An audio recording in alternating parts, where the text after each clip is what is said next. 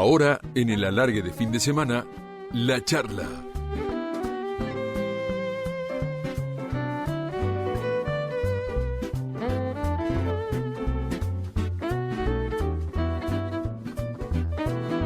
Y en Radio La Red vamos a charlar con Mario Rubén González, más conocido como Jairo. Un gustazo nos vamos a dar en la noche profunda de Radio La Red. Jairo es la voz, la sensibilidad, el compromiso que se traducen en su recorrido y en su absoluta vigencia. El talento, el sentido artístico, el valor moral, la inteligencia hacen de él una persona admirable y un trovador imprescindible. Además, muy futbolero, esto hay que remarcarlo en una radio de perfil futbolero como es Radio La Red, hincha de Instituto y de Boca, cultor de la amistad y con una historia maravillosa de vida que hoy nos va a contar. Jairo, bienvenido, buenas madrugadas, ¿cómo estás? Hola, ¿qué tal? Qué la presentación, no sé qué voy a decir ahora. Un poco complicado, hay que merecerla. La flauta, si la mereces, artista popular como pocos y con una historia muy linda para contar. Pero antes, ¿cómo estás atravesando esta cuarentena? ¿Dónde te agarró? Justo en el año de las bodas de oro, con la música. Sí, creo que alcancé a festejar, a hacer un atisbo, digamos, de festejo, pero muy importante, por otro lado, en el Colón, en el Teatro Colón, el 15 de febrero. Y ahí me agarró. A partir de ahí ya empezó la debacle, digamos. Ya empezaron llegar las primeras noticias de Italia, las de China en realidad, ¿no? Pero ya en China había varios casos y empezaban las noticias que venían de Hungría, ¿no? Del norte de Italia.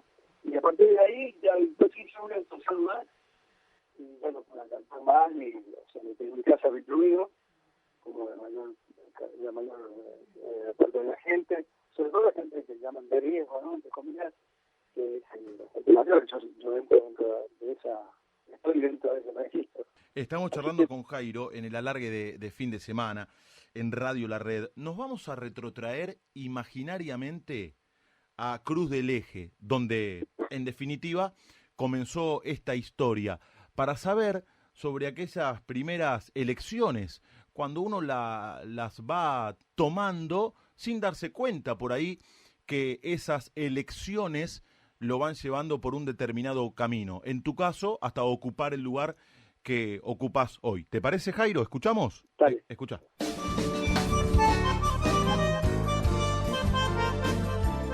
¿Cuál fue el primer libro que leíste? ¿La primera película que viste? ¿Y el primer disco que escuchaste? Pantalón cortito, bolsita de los recuerdos. Pantalón cortito con... En la charla del alargue de fin de semana, nos gusta mirar hacia atrás. Con 5 medias hicimos la pelota y aquella siesta perdimos por un gol. Una perrita que andaba abandonada pasó a ser la mascota del cuadro que ganó. Pantalón cortito, bolsita de los recuerdos. Pantalón cortito. A ver, Cruz del Eje, te viniste muy pibe para Buenos Aires, pero los primeros años de tu vida los transitaste allí, con tu viejo, con Esther, tu mamá. Y cuando uno elige y es pibe, elige sin saber que tal vez eso va a ser muy importante para lo que vendrá. Contame un poco de Cruz del Eje y de aquellos primeros gustos o inquietudes, como por ejemplo la primera música que llegó a tus oídos. Bueno, la música que se escuchaba en Cruz del Eje en aquella época era fundamentalmente la música folclórica, porque es mi recuerdo, por supuesto, ¿no? En realidad yo no estaba muy atento a la música y a la música que se pasaba. Yo cuando era chiquitito, el hecho de que pudiera cantar, de que supiera o de que tuviera posibilidades de hacerlo, no lo descubrí yo, sino el colegio, las maestras, cuando me escucharon cantar y vieron que tenía cierta afinación cuando cantaba, me pusieron en el coro desde muy chiquito, y ese tipo de cosas. Mi primer acercamiento a la música viene de ahí. Y en los coros de los colegios, de las escuelas primarias, En aquella época las escuelas eran nacionales o provinciales. Ah, Y yo iba a una escuela provincial, o sea, que dependía del Ministerio de Educación de Córdoba. Y en todas las escuelas en realidad había, por supuesto, una maestra de música y se cantaba mucho. Y generalmente, en el 90% de los casos, se cantaba música folclórica. Entonces conocíamos, yo ahora mismo, en los últimos años incluso, veo, me dicen tal canción, ¿la conocés? Y me doy cuenta que sé bastante de la letra, que conozco mucho, y son reminiscencias de eso. Son recuerdos que me han quedado, que en algún lugar de la memoria se queda impregnado eso y no te das cuenta, ¿no? Es como almacenar cosas en un momento en que la memoria no tiene en cuenta ese tiempo, ¿no? Entonces, o sí lo tiene en cuenta, pero vos no te das cuenta. Ese es el asunto. Entonces, mucho folclore, no hay otro tipo de música en ese momento. Cuando era chiquito me orientaron a cantar en el colegio por un acto en particular, rancheras mexicanas, ese tipo de cosas. A mi madre le gustaba la música italiana, o sea, porque mi madre era italiana. Se escuchaba música italiana. Pierotti, de apellido. Pierotti, sí, Claro. de la Toscana.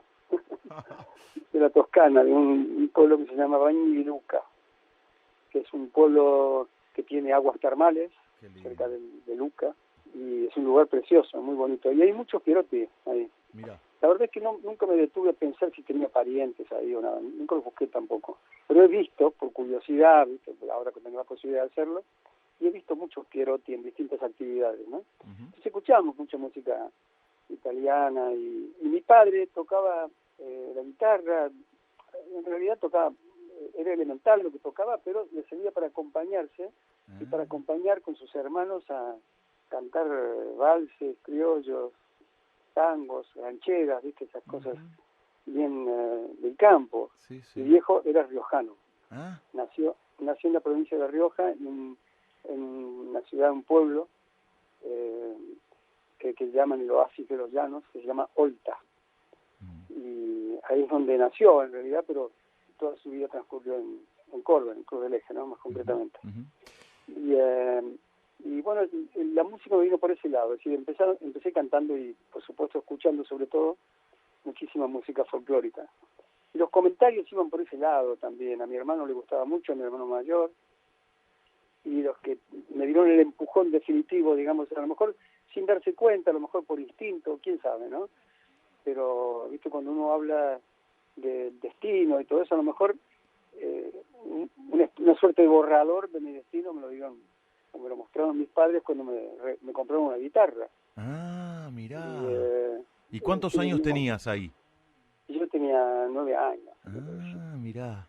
Una guitarra que era del tamaño de un chico, pero sonaba muy bien, ¿eh? Una Ajá. guitarrita chiquita. Mirá. Y mi padre me enseñó los acordes básicos y me acuerdo que enseguida aprendí a tocar un par de canciones o 3 canciones y debuté con eso, acompañándome con la guitarra en un cine de Cruz del Eje que se llamaba Cine Luxor, y que la noche que se presentó ahí el Chango Rodríguez, que era una suerte de prócer de la música folclórica, ¿no? Sí, claro. Un grande, impresionante, ¿no? Me acuerdo que canté las canciones, me llevaron como crédito local, ¿viste? Era chiquito, llamaba la atención. Los chicos, cuando son chiquitos, ¿viste? Siempre llaman la atención y tienen eso a favor, ¿no? Despiertan, qué sé yo, cierta ternura, cierta cosita. Les gusta, a la gente le gusta mucho. Bueno, y yo cantaba afinadito, además canté 3 canciones, y cuando terminé de cantar salí, estaba el Chango Rodríguez al costado del escenario y me acarició el pelo, así era chiquitito, ¿viste? Me acarició el pelo y me decía, bien, pibe, bien. No me olvido más. ¡Qué bueno! ¡Qué bueno! Y fue la primera vez que canté, digamos, al lado de alguien en la misma noche que cantaba alguien que tenía un público determinado, era su público que había ido a verlo, ¿no? Claro, claro. Así que fue muy muy importante para mí. Pero decía, a partir de ahí, ya con la guitarra y sabiendo tocar la guitarra, ya fui ampliando el repertorio, aprendiendo, ¿viste? Con la inquietud, la curiosidad que te despierta a tocar un instrumento y buscando la tonalidad, los tonos, las notas y demás en la guitarra de canciones que eran muy conocidas. Y al final, mi actividad en la música, aparte de ir a la escuela, se ceñía a que me vinieran a buscar los muchachos más grandes para ir a dar serenatas. No o sea, te yo era el puedo... que cantaba y tocaba la guitarra en la serenata. Ay, no te puedo creer. Y el que corría más lento, porque a veces nos tiraban de todo. No te puedo creer. Sí, sí, sí. Y escúchame, estamos hablando con Jairo. ¿Te acordás cuál fue el primer libro que leíste de pibe?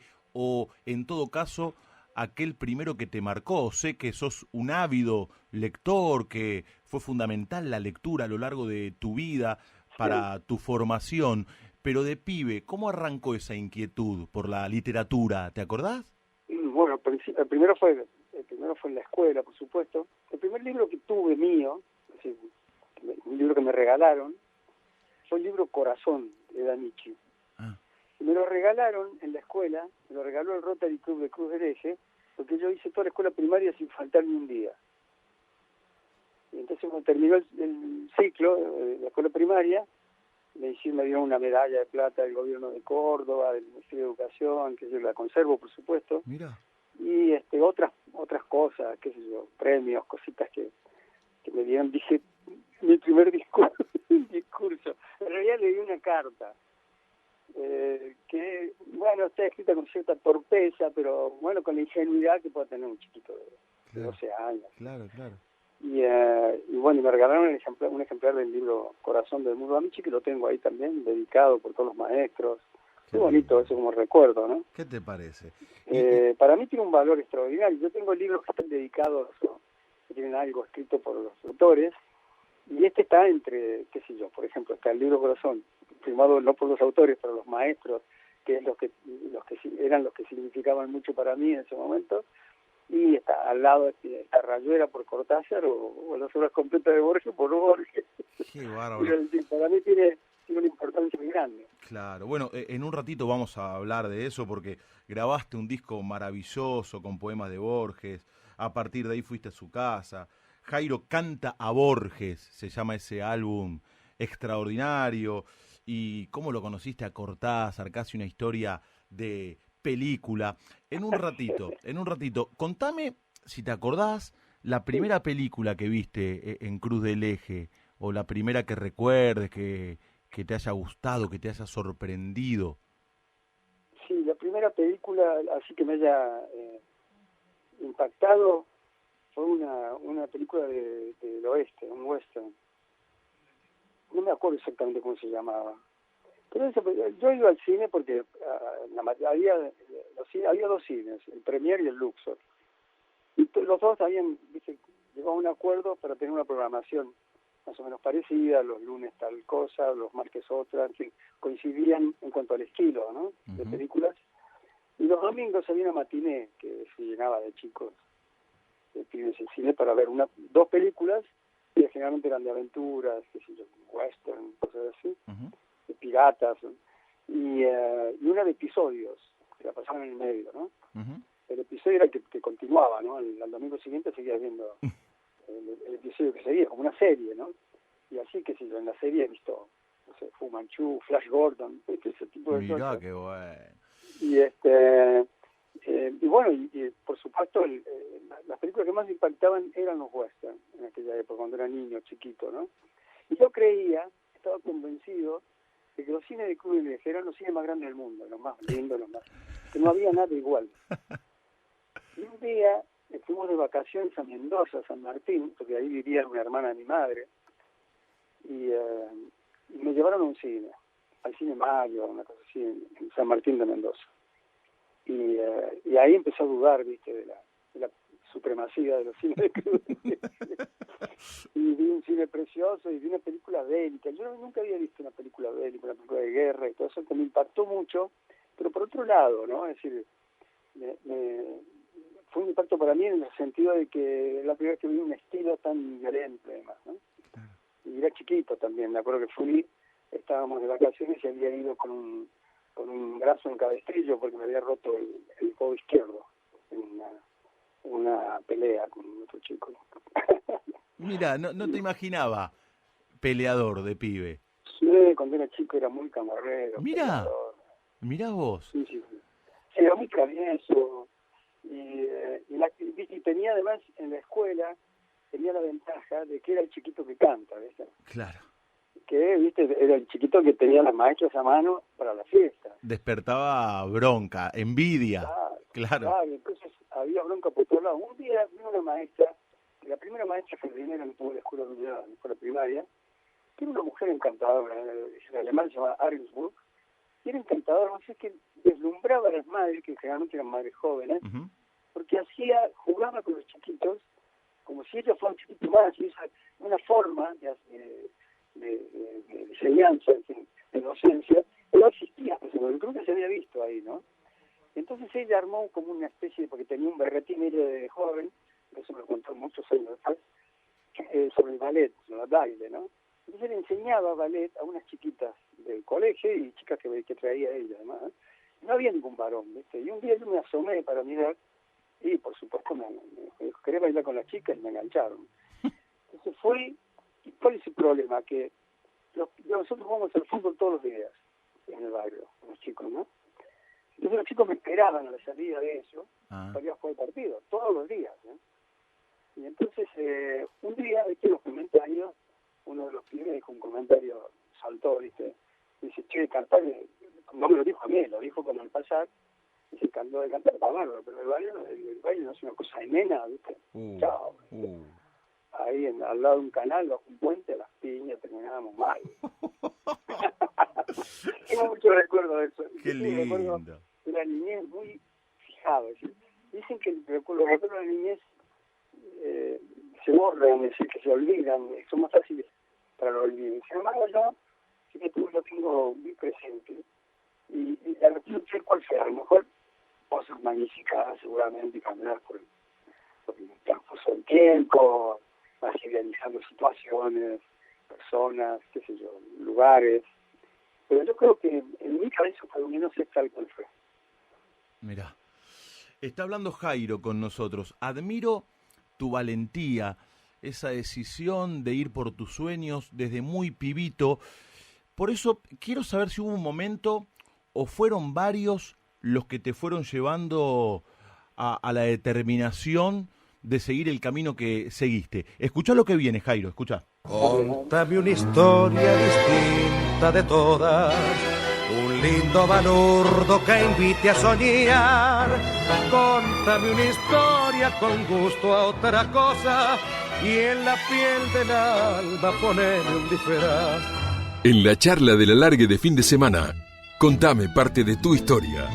¿Cuál fue el momento en que decidiste ser quien sos?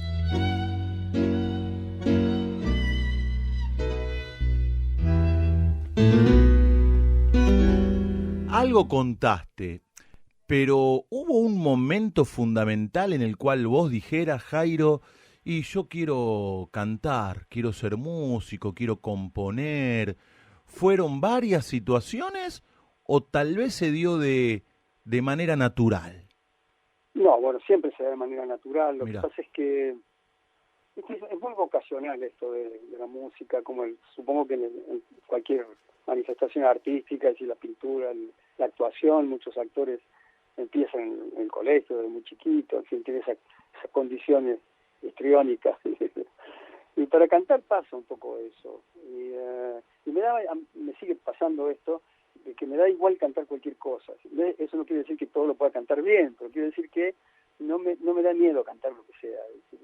Lo hago y me gusta mucho. Y trato de hacerlo lo mejor posible y demás, ¿no? Pero que por ahí me meto en camisa de once varas. Cuando era chiquito, la primera vez que dejé de cantar fuera de la órbita del colegio, me vinieron a buscar por un grupo de rock and roll. Yo era el más chiquito, tenía 13 años. Pero para que veas que desconocía el estilo, porque una de las características, uno de los puntos más importantes que tiene el estilo, o por lo menos lo era en ese momento, era la rebeldía, ¿no? El rock es una música rebelde. Y entonces cuando me preguntaron si quería cantar un grupo de rock, yo les dije, genial, pero le tengo que pedir permiso a mi papá, ¿viste? Evidentemente no llevaba el rock en la sangre, ¿viste? Entonces eso fue un declic, porque a partir de ahí empezó una carrera que no paró más, porque me fui a cantar a Córdoba y canté un concurso, ganaba los concursos, estaba como abonado a ganar títulos, ¿viste? Pero eran cosas pequeñas, chiquitas, ¿no? Claro. Pero avanzaba y me gustaba cada vez más. Y un día me dijo un productor de la televisión de Córdoba, del Canal 12 de Córdoba, yo estaba participando en un concurso y yo le dije, y bueno, ¿y cómo me ve para un italiano? Era Elio Trotta. Y digo, ¿cómo me ve para...? Me iba bastante bien. Me dice, lo tuyo no es ganar el concurso. Dice, lo tuyo es planificar el futuro, me dijo. Mirá. Y ese tipo me dijo 2 o 3 cosas que fueron premonitorias. Me trajeron a Buenos Aires con una delegación de Canal 12 para recibir un Martín Fierro. Era la 4ª entrega del Martín Fierro. Imagínate. Y ya era, viste, una cosa muy sofisticada y todo eso para mí. Pero para mí era una cosa natural, que yo no le daba tanta importancia. 12 ¿no? años. A los 12 años conociste Buenos Aires. No, tenía 13, 14 años. 13, 14 años. Un poquito más. Ya, sí. Y canté ahí, por supuesto, pasó totalmente desapercibido lo mío, no tuvo ningún impacto para nada, ¿no? Pero, viste, siempre pasa algo, siempre tenés esperanza de que pase algo. Y me ofrecieron un contrato de 1 año para venir a cantar en Buenos Aires, el Canal 13 de acá. Mirá. Y fue, bueno, esa fue la verdadera ruptura, ¿no? Claro. Porque la ruptura digamos, me fui de mi casa. ¿Y cómo fue eso, Jairo? ¿Cómo fue para un pibe de 13, 14 años dejar Cruz del Eje en Córdoba, dejar a sus viejos, a su hermano y venirse a esta locura que es Buenos Aires, que siempre lo fue? Fue una locura, es una locura, pero para un chiquito de esa edad, claro, es muy difícil, muy complicado, fue muy complicado. Claro, por eso. Sufrí mucho, pero me aferré mucho a esa primera oportunidad, ¿viste? Incluso cuando pasaba algún problema, tenía algún problema de salud, porque yo vivía solo, alquilando una habitación de altillo en una casa, en el Pasaje Convención, de aquí de Palermo. Ajá. Y lo había hecho con un grupo de amigos de ahí del Pasaje, cuando jugábamos a la pelota, en fin. Pero yo vivía solo, dependía de mí, es decir, no tenía ningún tipo de ayuda de otro tipo, ¿no? Una criatura. Entonces empecé a cantar en el programa de escala musical en un año que fue muy prolífico. Te digo estos datos porque son pura experiencia. Es decir, debuté en la escala musical, que era un programa que estaba tallado a medida de la juventud de clase media, y ese año, fíjate vos, fue un año prolífico, porque ese año el staff, digamos, de la escala, todos los domingos, que yo cantaba yo, era Marito González, a mi nombre con diminutivo porque era chiquito. Claro. Y estaban los gatos salvajes, llegaron los gatos salvajes, con Lito Nevia y Silo Fogliata de Rosario, Sandro y los de Fuego. Mirá. Los Shakers, de los hermanos Fataruso, los uruguayos. No, fue una camada de porque todos después hicimos carreras profesionales, ¿no? Claro. Súper profesionales, me refiero, digamos, a hacer carreras con cierta licencia. ¿En qué año fue eso, Jairo? En el año 64. Oh. 64. Y fíjate que ese año, en el mismo programa, había una suerte de concurso y de nuevos intérpretes y demás, y fue a cantar un chico que tenía exactamente la edad que yo, unos meses más. Y cantó una canción de Palito Ortega, Sabor a Nada. ¿Sabes quién era? ¿Quién Luis era? Alberto Spinetta. Spinetta. Ah, sí. Mirá vos. Impresionante, ¿eh? Mirá vos. Y tenía 15 años, ¿no? Qué padre cantaba tango. Historia. Mirá vos. Bueno, y entonces, cosas son pasos que vas dando. No te das cuenta, pero vas acumulando mucha experiencia. Aquella etapa fue muy corta para mí, porque tuve un problema que superar. Fue mi voz estaba mutando, ¿viste? El cambio de voz que le llaman. Era muy importante y yo empecé a estudiar canto con una profesora que se llama Alexia Pernay, que fue muy paciente conmigo, ¿viste? Fue mucha ternura, mucha paciencia. Yo creía que sabía, pero en realidad me enseñaba en familia, ¿no? Empecé a cantar música de cámara, me gustaba mucho. Me presenté a una beca para ir a estudiar a Alemania, porque quería cantar música de cámara. El presidente del jurado era Alberto Ginastera, y me fue bastante bien, pero era demasiado joven todavía. Claro.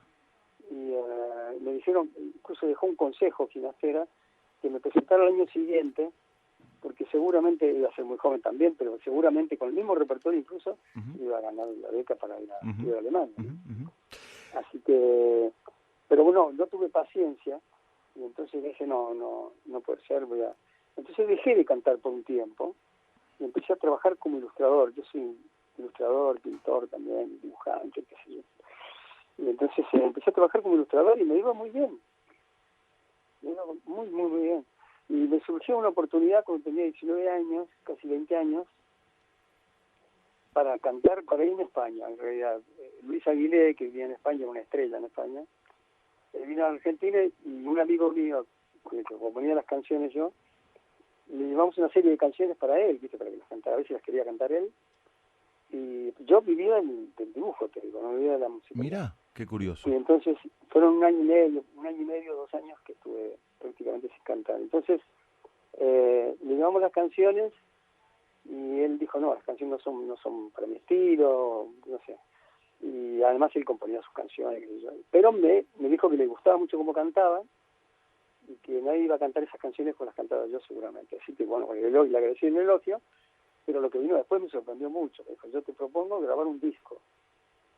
Y me quedé, eso fue el... Mirá vos, aparte Luis Aguilé en ese momento yo era un artista popular reconocido. Tremendo, en España era una estrella. Claro, increíble. claro. Y entonces, me ofreció las 2 posibilidades, o quedarme acá y hacer una coproducción con CBS en ese momento, y de él, una coproducción, o una producción de él directamente en España. Para eso tenía que viajar a España, y eso fue lo que hice. Y ahí empezó la carrera de Jairo, digamos. Claro. Otro tipo Tengo entendido que Jairo, el nombre Jairo, o el seudónimo, nace a instancias de un representante colombiano, ¿puede ser? Claro, era uno de los managers de la gente que trabajaba con Luis Aguilé en ese momento. Porque ¿qué pasa? Cuando empiezo a hacer, acepto eso, quiero empezar de nuevo en todo sentido, incluso con otro nombre. O sea que yo tuve 2 oportunidades en la vida, es una cosa extraordinaria. Claro. Un privilegio muy grande, ¿no? Claro. Tuve 2 oportunidades muy claras para empezar de cero una carrera.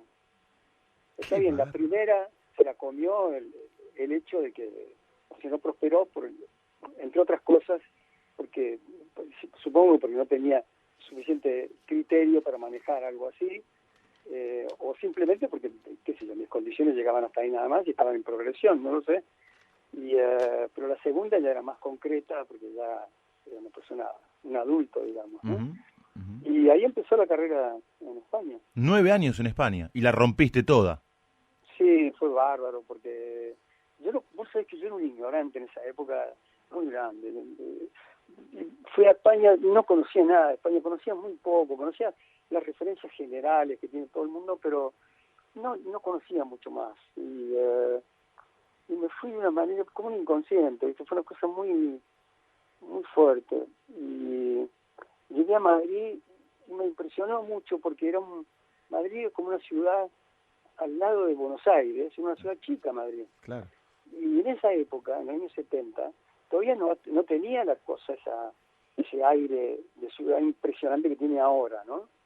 Es una ciudad que se veía que tiene una estructura, la estructura que tienen las viejas ciudades europeas, la tienen todas las capitales grandes y demás, ¿no? Pero era como un pueblo grande. La manera, la gente en la calle, todo eso, me llamó muchísimo la atención. Bueno, me costó mucho salir a la calle la primera semana, y cuando salí me enamoré completamente del lugar, me pareció una ciudad preciosa y demás. Grabé un disco y sobre todo, viste, en esa época había un solo canal de televisión en España. Entonces canté en la televisión y ahí, viste, si cantabas en la televisión y tenías más o menos una aceptación, eso te posibilitaba seguir, ¿no? Con posibilidades. Y eso me pasó a mí. Además, ese primer disco tuvo 2 canciones o 3 que fueron éxitos muy grandes aquí en América, en distintos países de América. Y eso también me ayudó mucho, claro, desde el punto de vista económico. Claro. Es decir, pude venir a cantar a Venezuela, a Colombia, a Puerto Rico, en fin, por éxitos que tenían las canciones de ese primer disco, ¿no? ¿Y cómo se compone, a propósito de esto, cómo se compone un éxito? Es decir, al hacerlo, ¿se hace pensando en que sea un éxito o no? Simplemente pasa. Mira, si vos pensás que lo estás haciendo o que vas a hacer un éxito, te equivocás siempre. Mira vos. Y te das al lado. Mira vos. Y sí, porque es una cosa muy previsible, porque se tienen que dar una serie de factores para que una canción llegue a la gente y que la gente la adopte, ¿no? Un éxito es eso. Un éxito es que la gente, en su mayoría, la adopte y la haga propia, es decir, que se apodere de la canción, que lo que estés contando tenga que ver con cada uno y con su historia personal, ¿no? Entonces, esas circunstancias, ese tipo de cosas, se dan de vez en cuando y sin que te lo propongas, claro, ¿no? Claro, mira vos. Hay a veces sí hay canciones que de repente vos las cantás en vivo y vos decís, bueno, ves que al público le gustan mucho y vos decís, bueno, esta canción puede ser un éxito, ¿no? Pero nada más que por eso, no hay otro elemento que te permita vislumbrar que una canción pueda ser un éxito. En realidad las canciones, te das cuenta que son éxitos cuando ya lo han sido, es decir, cuando ya están pasando mucho por la radio, cuando se han vendido, en aquella época que se habían vendido muchos discos, ya está. Cuando empieza, por ejemplo, el disco que más se vendió mío, yo lo pongo siempre como ejemplo, en el sentido de que te sorprende mucho, porque es una cosa tan deslumbrante. Es decir, grababas un disco en España y vendía, qué sé yo, 20.000 discos y era un éxito, 35.000 discos, 30.000 discos, un exitazo. Y cuando llegué a Francia, de un disco, en un día vendimos 43.000 discos. Por ejemplo. En Francia, pero cuando vos todavía estabas radicado en España. Ya estaba radicado en España. No, ya estaba radicado, en ese momento estaba radicado en Francia. Ah, ya estabas en Francia. No, el primer disco, los primeros 2 discos míos, editados en Francia, es cierto, yo vivía en España todavía. Pero yo me había decidido a trasladar, porque ya tenía una familia, es decir, ya tenía mujer y mis hijos, tenía tres hijos. 2 hijos tenía. Entonces, irnos a Francia implicaba una cantidad de inconvenientes que no estábamos en ese momento en disposición para llevar adelante, porque era cambiar de idioma, cambiar de país, en España no estaba en la Comunidad Europea todavía. Claro. Entonces es difícil, era muy complicado. Y había diferencias muy marcadas en esa época entre Francia y España. Es decir, cuando yo llegué a Francia, la diferencia en todo sentido, en cuanto a la estructura social, económica, era mucho más importante. Francia se notaba mucho que era un país súper desarrollado y España era un país que todavía estaba saliendo, digamos, de la dictadura de Franco. Del franquismo, claro. También tenía una estructura social bastante interesante, tenía una seguridad social que estaba muy bien, pero me refiero a que recién estaban los albores, estaba empezando la democracia. Claro, ¿y qué fue lo que te llevó a Francia? El éxito. El éxito, mirá. Claro, porque fue un éxito totalmente inesperado. Es decir, yo fui a Francia de una manera totalmente inesperada. Escucha esto. ¿Hasta qué punto este maravilloso poema que hiciste canción de Paul Éluard, y de paso que lo disfrute la gente, fue importante para entrarle al público francés? Escuchen, déjense llevar en la madrugada de Radio La Red.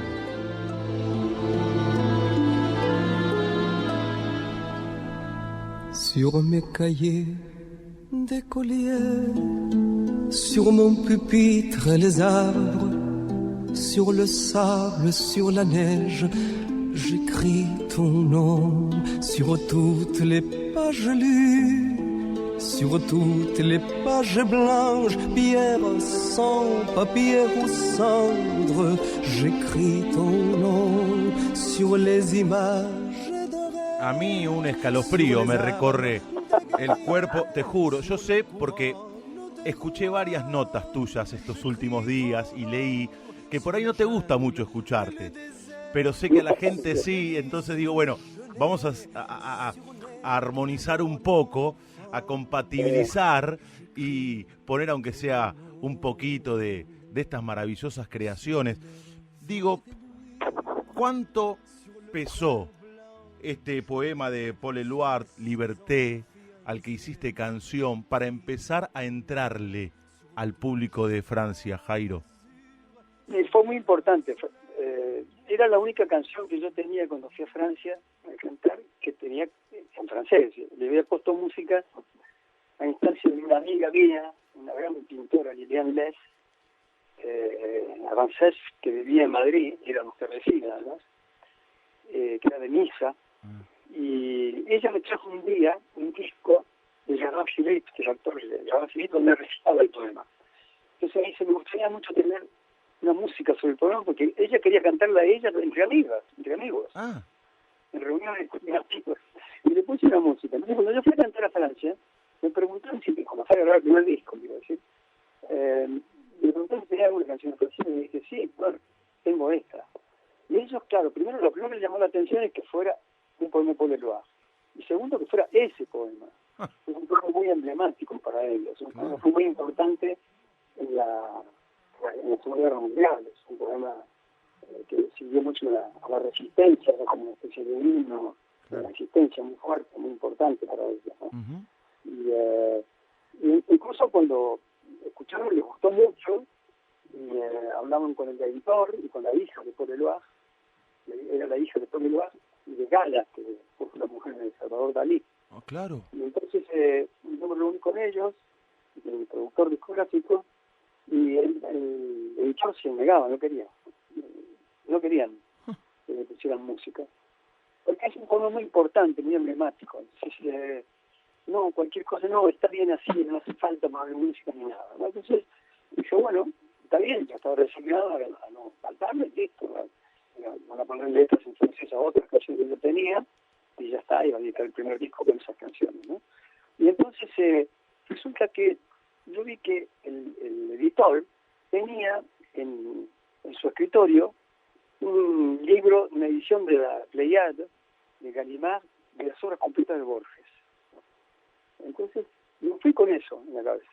Y entonces le digo a mi productor, mira, este hombre seguro que le gustarle Borges, tenía las obras completas de la Pléiade, impresionante, es una edición maravillosa.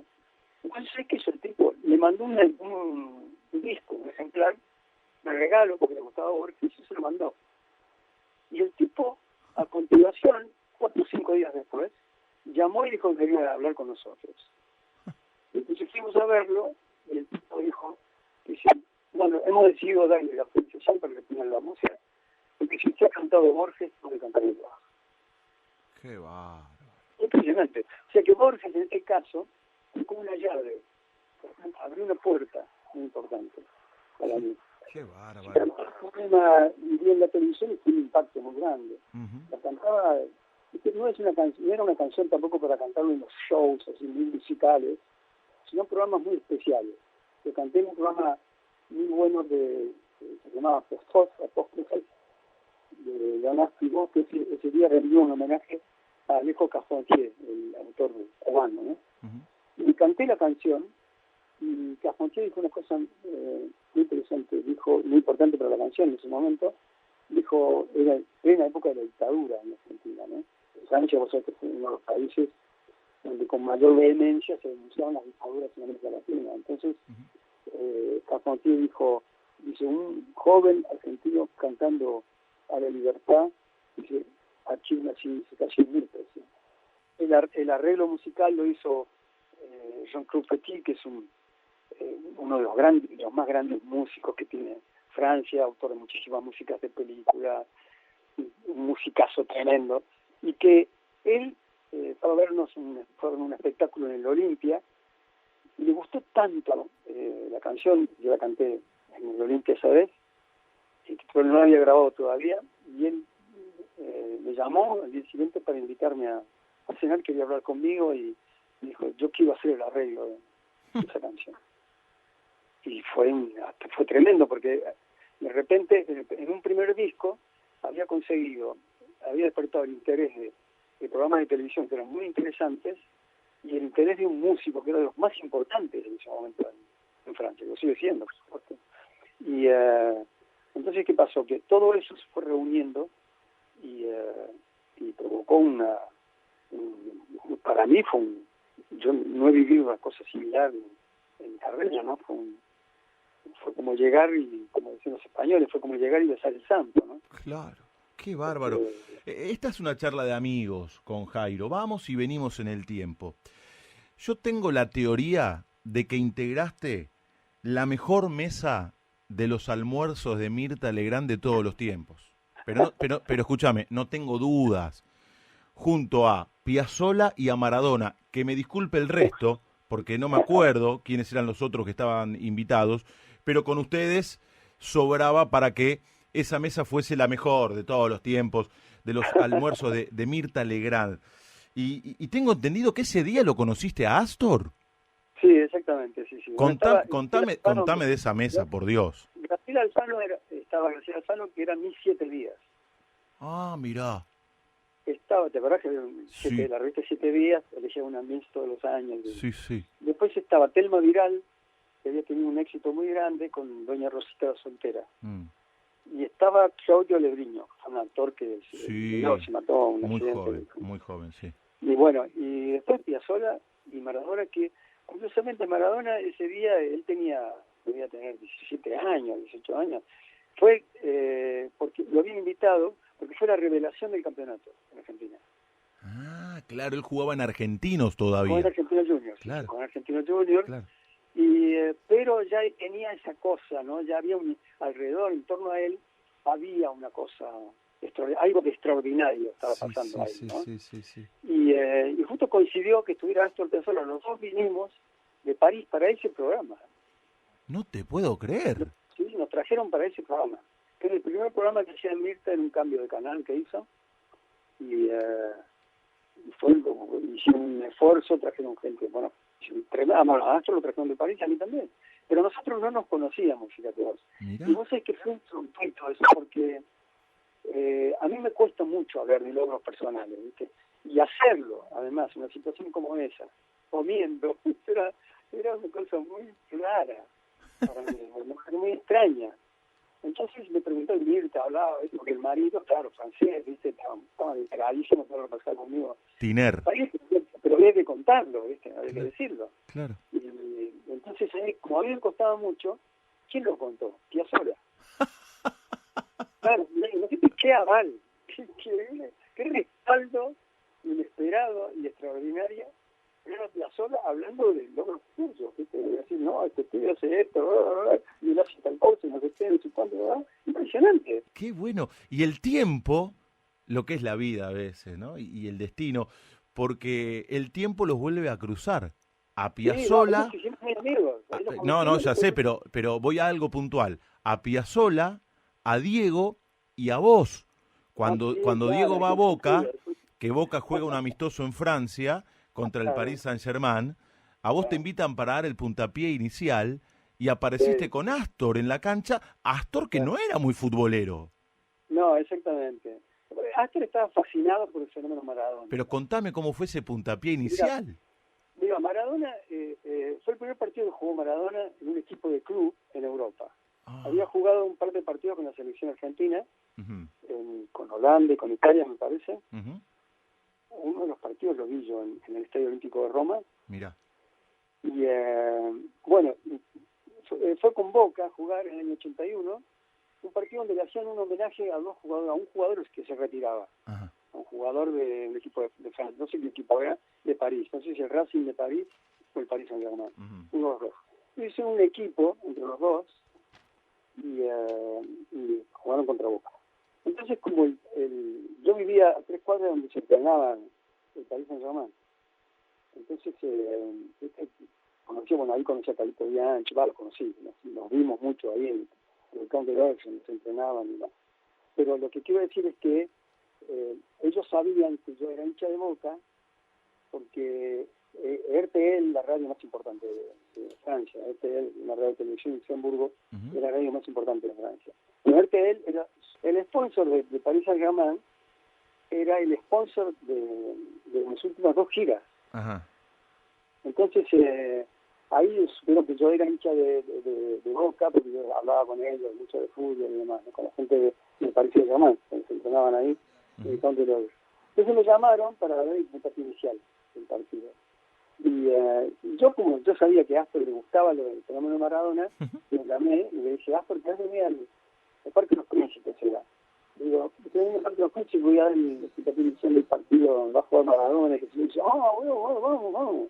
Y se vino con la mujer. Y estamos en el palco, ¿viste? Estaba el palco a un costado, bien en el centro de la cancha, pero viste que ahí no hay pozo, no hay alambrado, no hay nada, vos pasás directamente a la cancha. Y en un momento dado entraron los equipos, y ya se formaron ahí como para empezar, y me vine a buscar, una azafata, una chica, me vine a buscar al palco, me lleva hasta la mitad de la cancha, y ahí del puntapié inicial. El Chino Benítez antes del partido, ya sabía que iba a haber puntapié inicial, estaba en el banco de suplentes, y me había dicho, dice, hace una cosa, decirle a Diego, dice que cuando dice el puntapié inicial, que vos te acercás a él, y que él abra las piernas y le haces un caño. Le hiciste un caño en París a Maradona. El chico Benítez, ¿eh? Sí, Jorge José Benítez. Y entonces, yo no me animé, no me animé. Claro. Entonces yo lo que hice fue, la levanté, yo avancé muy bien la pelota, la levanté, la pelota la paró con el pecho a Maradona, hice todo, ¿viste?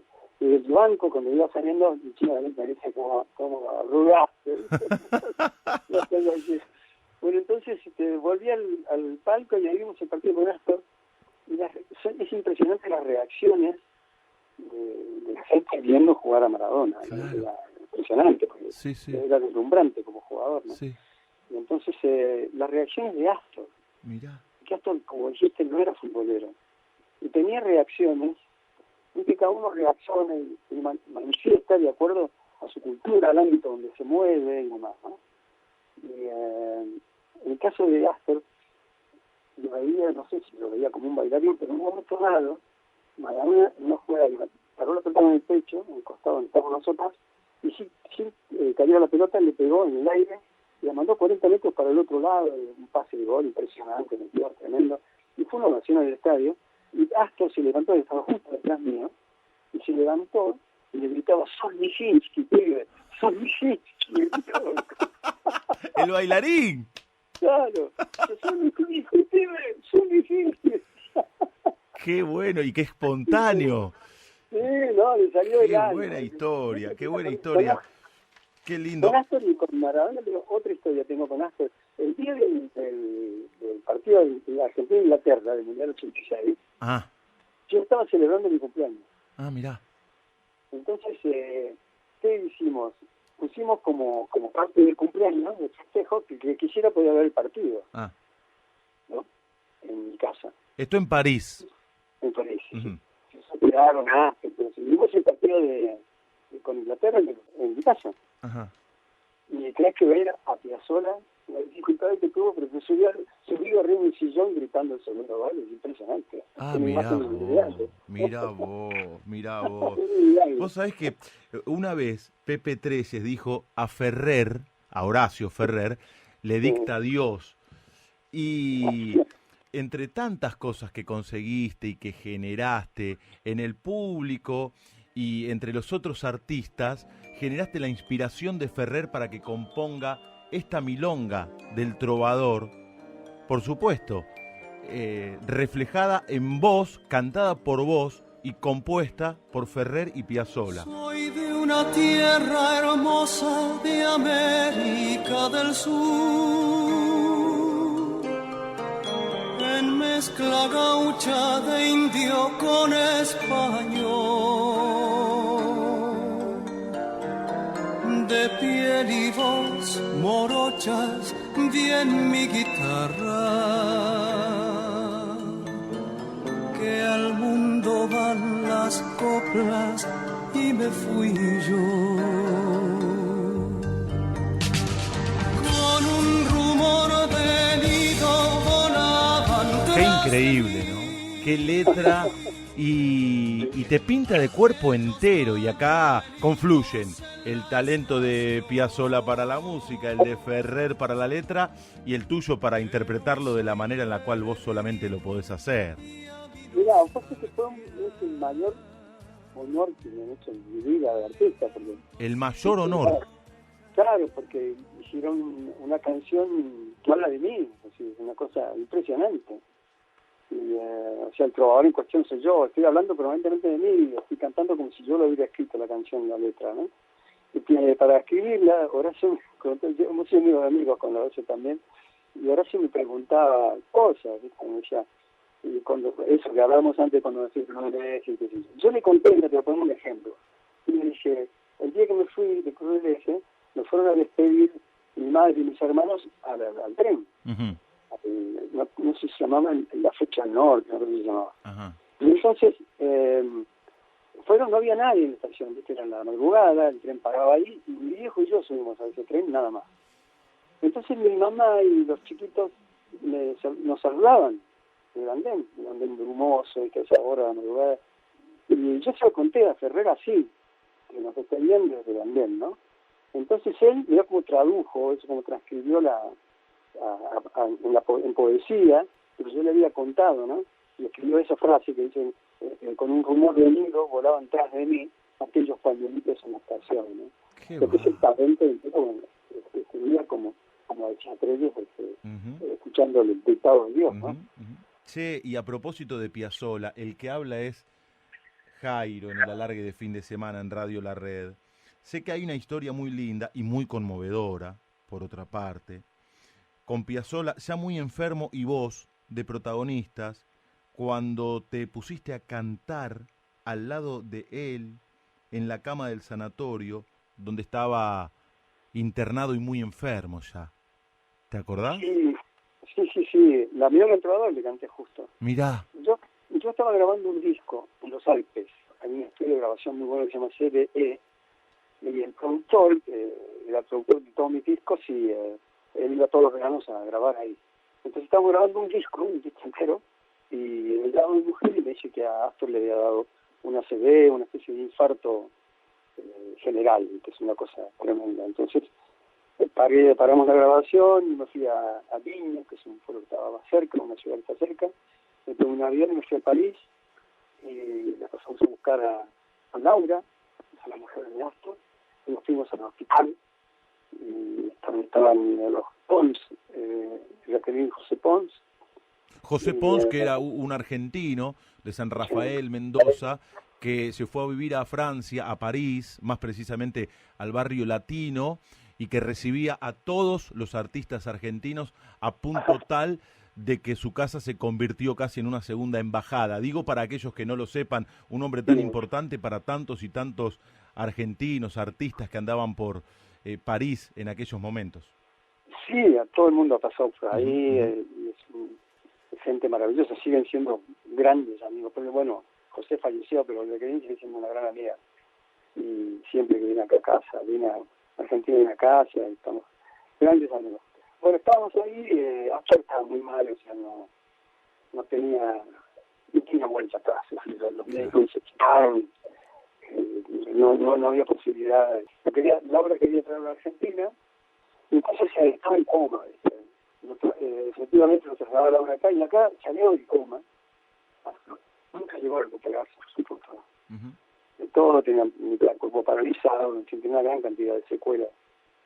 Y tenía algunas cosas de memoria también. Cuando yo lo fui a ver acá, que fue la última vez que lo vi, incluso Laura me dijo, mirá, no reconoce a todo el mundo, como diciendo, ojo, por ahí no te reconoce y no te asustes, ni tengas pena, ni nada, eso es normal, puede pasar. Y efectivamente, cuando entré, que él no me miraba solamente a su mujer, es decir, la seguía con la mirada permanentemente. Estoy a mover las manos, nada, no miraba nada, él solamente miraba a su mujer. Y entonces ella le hablaba y le decía, mirá, yo estoy venido a verte, preguntarle un interés por los chicos, esto, lo otro, país, tantos momentos lindos vividos, que es un grato, que nos hace un grato, le decía, mira, hablamos con mucha naturalidad. Claro.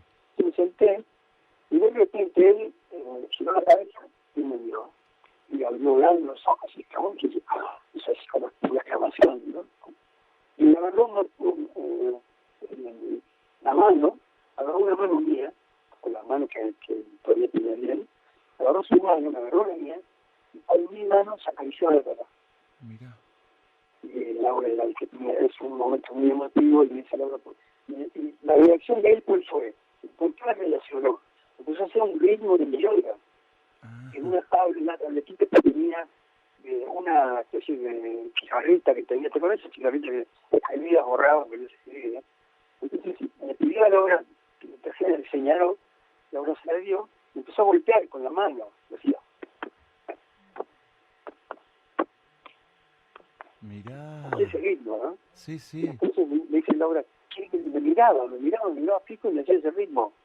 Entonces Laura me dice, cantale. Si yo empecé a cantar, la milonga, soy de la tierra, bueno, me canté toda la milonga. Mirá. Mientras avanzaba en la canción, más grande se le abrieron los ojos y me miraba con una cosa tremenda, una mirada, por supuesto, inolvidable, ¿no? Qué por bárbaro. la situación y porque fue la última, porque ya no la volví a ver. Mirá vos. Jairo está mejorándonos la madrugada en Radio La Red. Vamos a hablar de pasiones, Jairo. Escuchá lo que viene en la charla. Sí. El tipo puede cambiar de todo, de cara, de casa, de familia, de novia, de religión, de Dios. Pero hay una cosa que no puede cambiar, Benjamín. No puede cambiar de pasión. Contanos cuál es la tuya en la charla. Hablamos de Astor, de la canción, de fútbol, de Maradona, de Boca. Si tuvieras que elegir una pasión, ¿con cuál te quedaría, Jairo?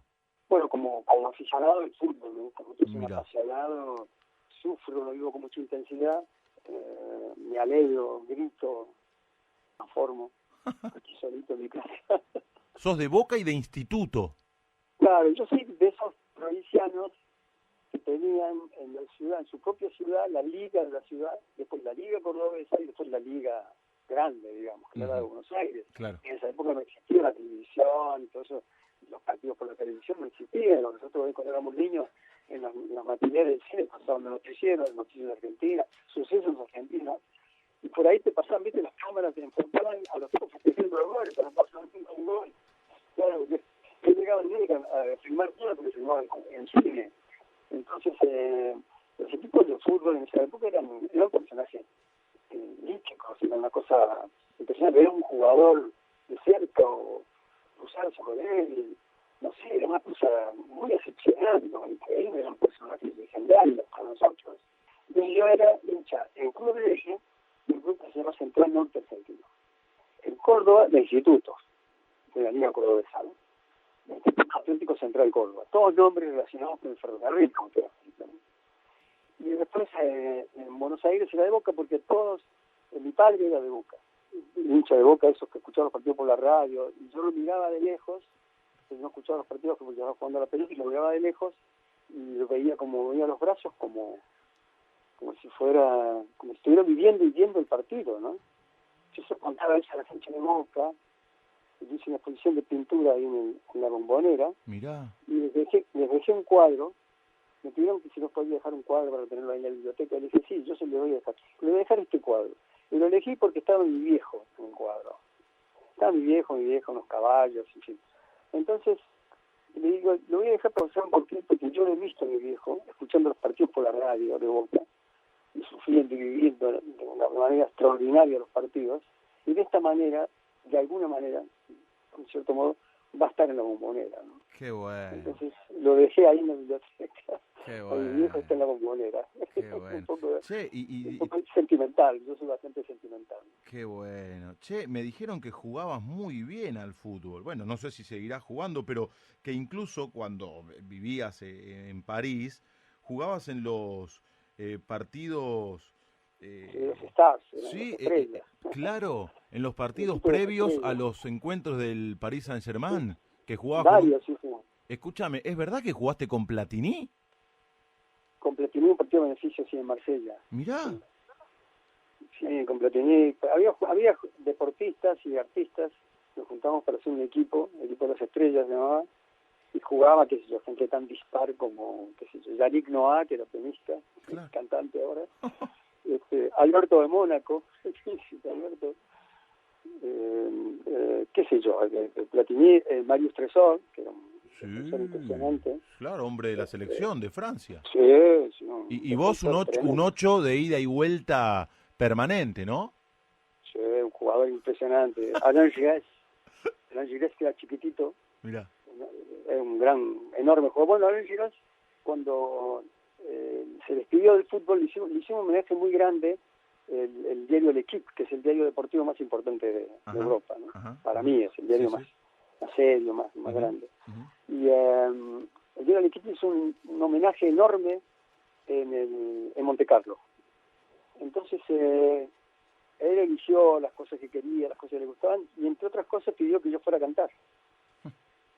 Entonces yo lo que hice para, no sé, una muestra de cariño hacia él, en medio de la actuación, muy breve, por supuesto de una manera muy breve, le relaté, copiando un relato en español, el gol que le hizo a los alemanes en la semifinal del Mundial de España.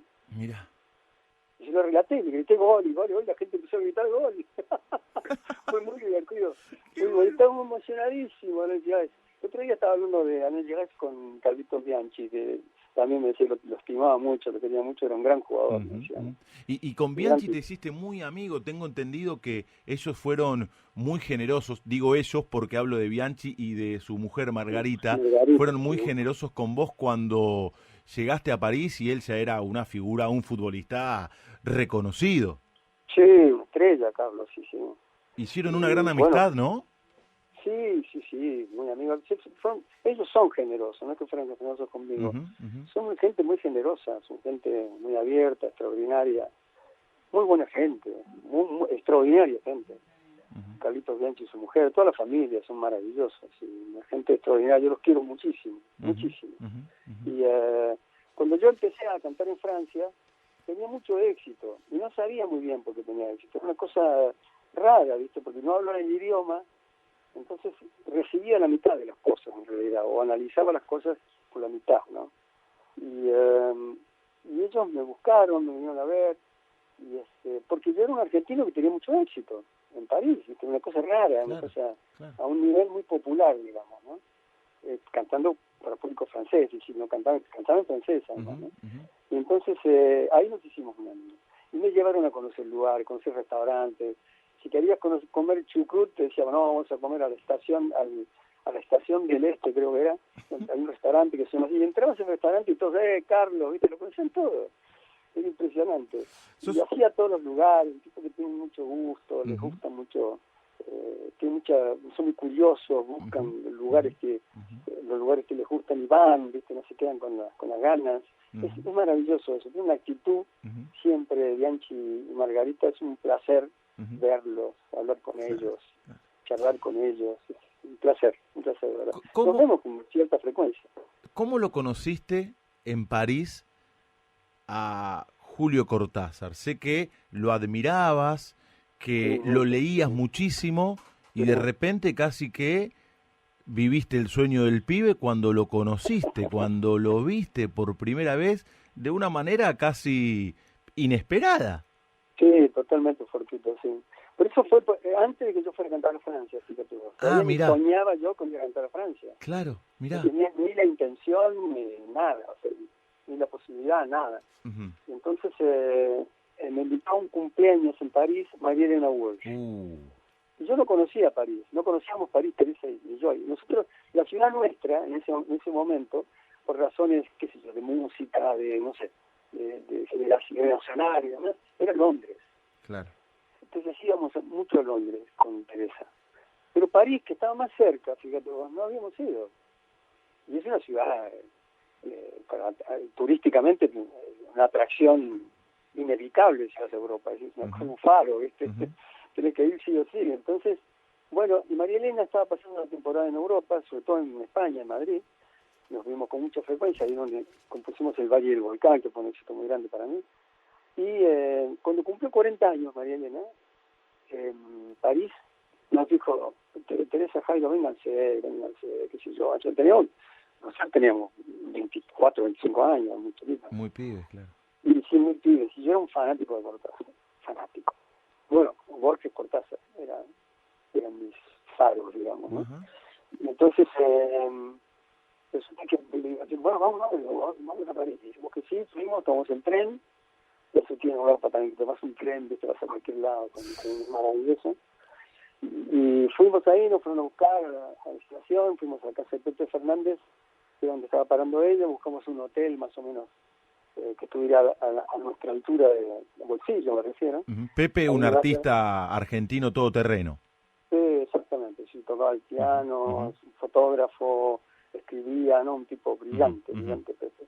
Bueno, y a él se le ocurrió esta idea. Resulta que yo hablaba mucho tiempo de Cortázar, porque muchas cosas de Cortázar, cuando estábamos juntos ahí, María Elena, María Herminia Avellaneda, que estaba con ella en ese momento, Pepe, y nadie más, entre nosotros, Teresa y yo. Y hablaba mucho de Cortázar porque estábamos en París, y yo relacionaba a Cortázar qué sé yo miraba y decía, caminaba por los lugares donde caminaban los personajes de Rayuela. Yo le decía, no, yo no pierdo la esperanza, incluso le dije, y eso creo que lo decidió, no pierdo la esperanza de cruzármelo a Cortázar un día. Esto por ahí, imagínate, ¿cómo te vas a cruzar? Es un milagro, con alguien en una ciudad grande como esa. Y entonces, me hinchaba tanto con Cortázar que, bueno, llegó el día del cumpleaños, y era una fiesta, era un festejo íntimo, ¿no? Éramos 8 personas, ¿no? 9 personas. Y de repente, estaban en la cocina preparando cosas ellos, y sonó la puerta, golpearon la puerta, ¿no? Y me dicen, Jairo, anda a abrir.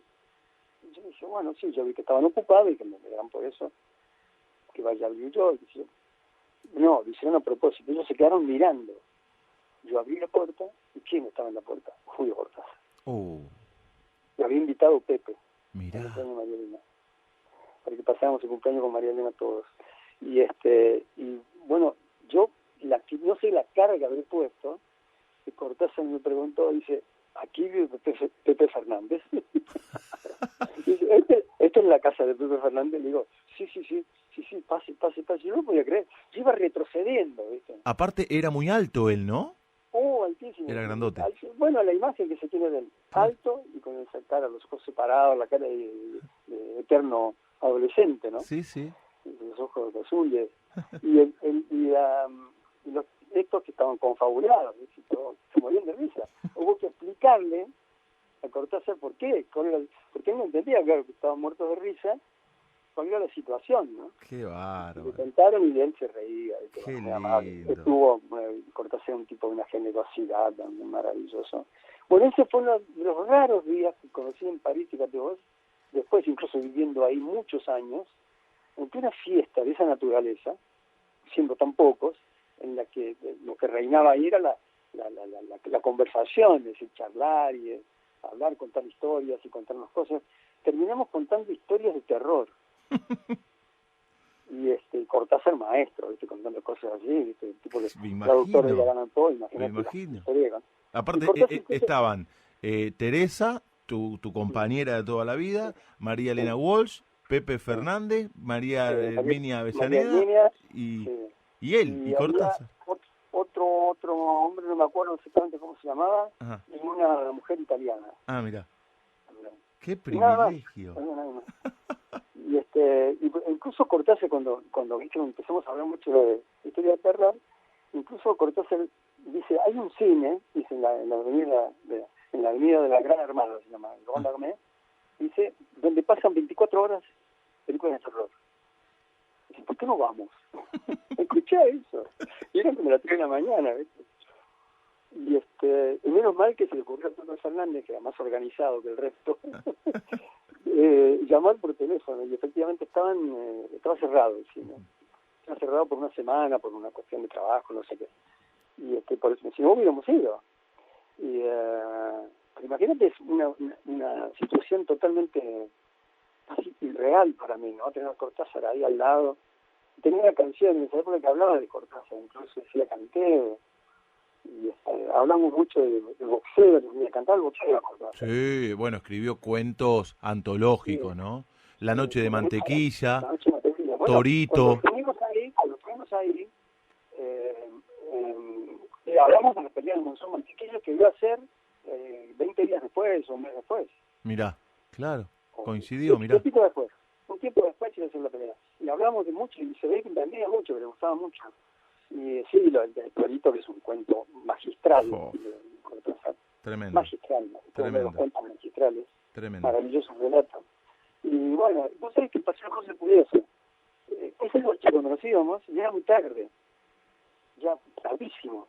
Y cuando Cortázar llegó, tocó la puerta, golpeó con los dedos de la mano, la puerta. Y le dijo, cuando nos íbamos, le dice a Pepe, a ver si haces arreglar el timbre de la puerta. Y entonces dice, Pepe lo mira, dice, ¿el timbre? Y Teresa se acerca al timbre, toca y dice, ¿cuál? Y tocó, y sonó como una alarma impresionante, y Pepe nos dijo, hace 20 años que no funcionaba. Entonces dijimos, bueno, eso fue, Edgar Allan Poe, hemos convocado los espíritus Mira, no se me he reído tanto esa noche. Qué linda noche, inolvidable. Divertidísimo. Yo la recuerdo como una de las noches más memorables que me tocó vivir. Fue precioso. Sos un Hasta que hombre... nos fuimos. Claro. Sos un hombre que emociona con lo que hace, por la manera en la cual lo hace, artista popular, comprometido con su tiempo. Esta madrugada en Radio La Red vamos a saber hasta qué punto es sensible el hombre que nos sensibiliza a todos con su arte. Escucha, Jairo. ¿Con qué se emocionan quienes nos emocionan? En la charla, Marcas en el Alma.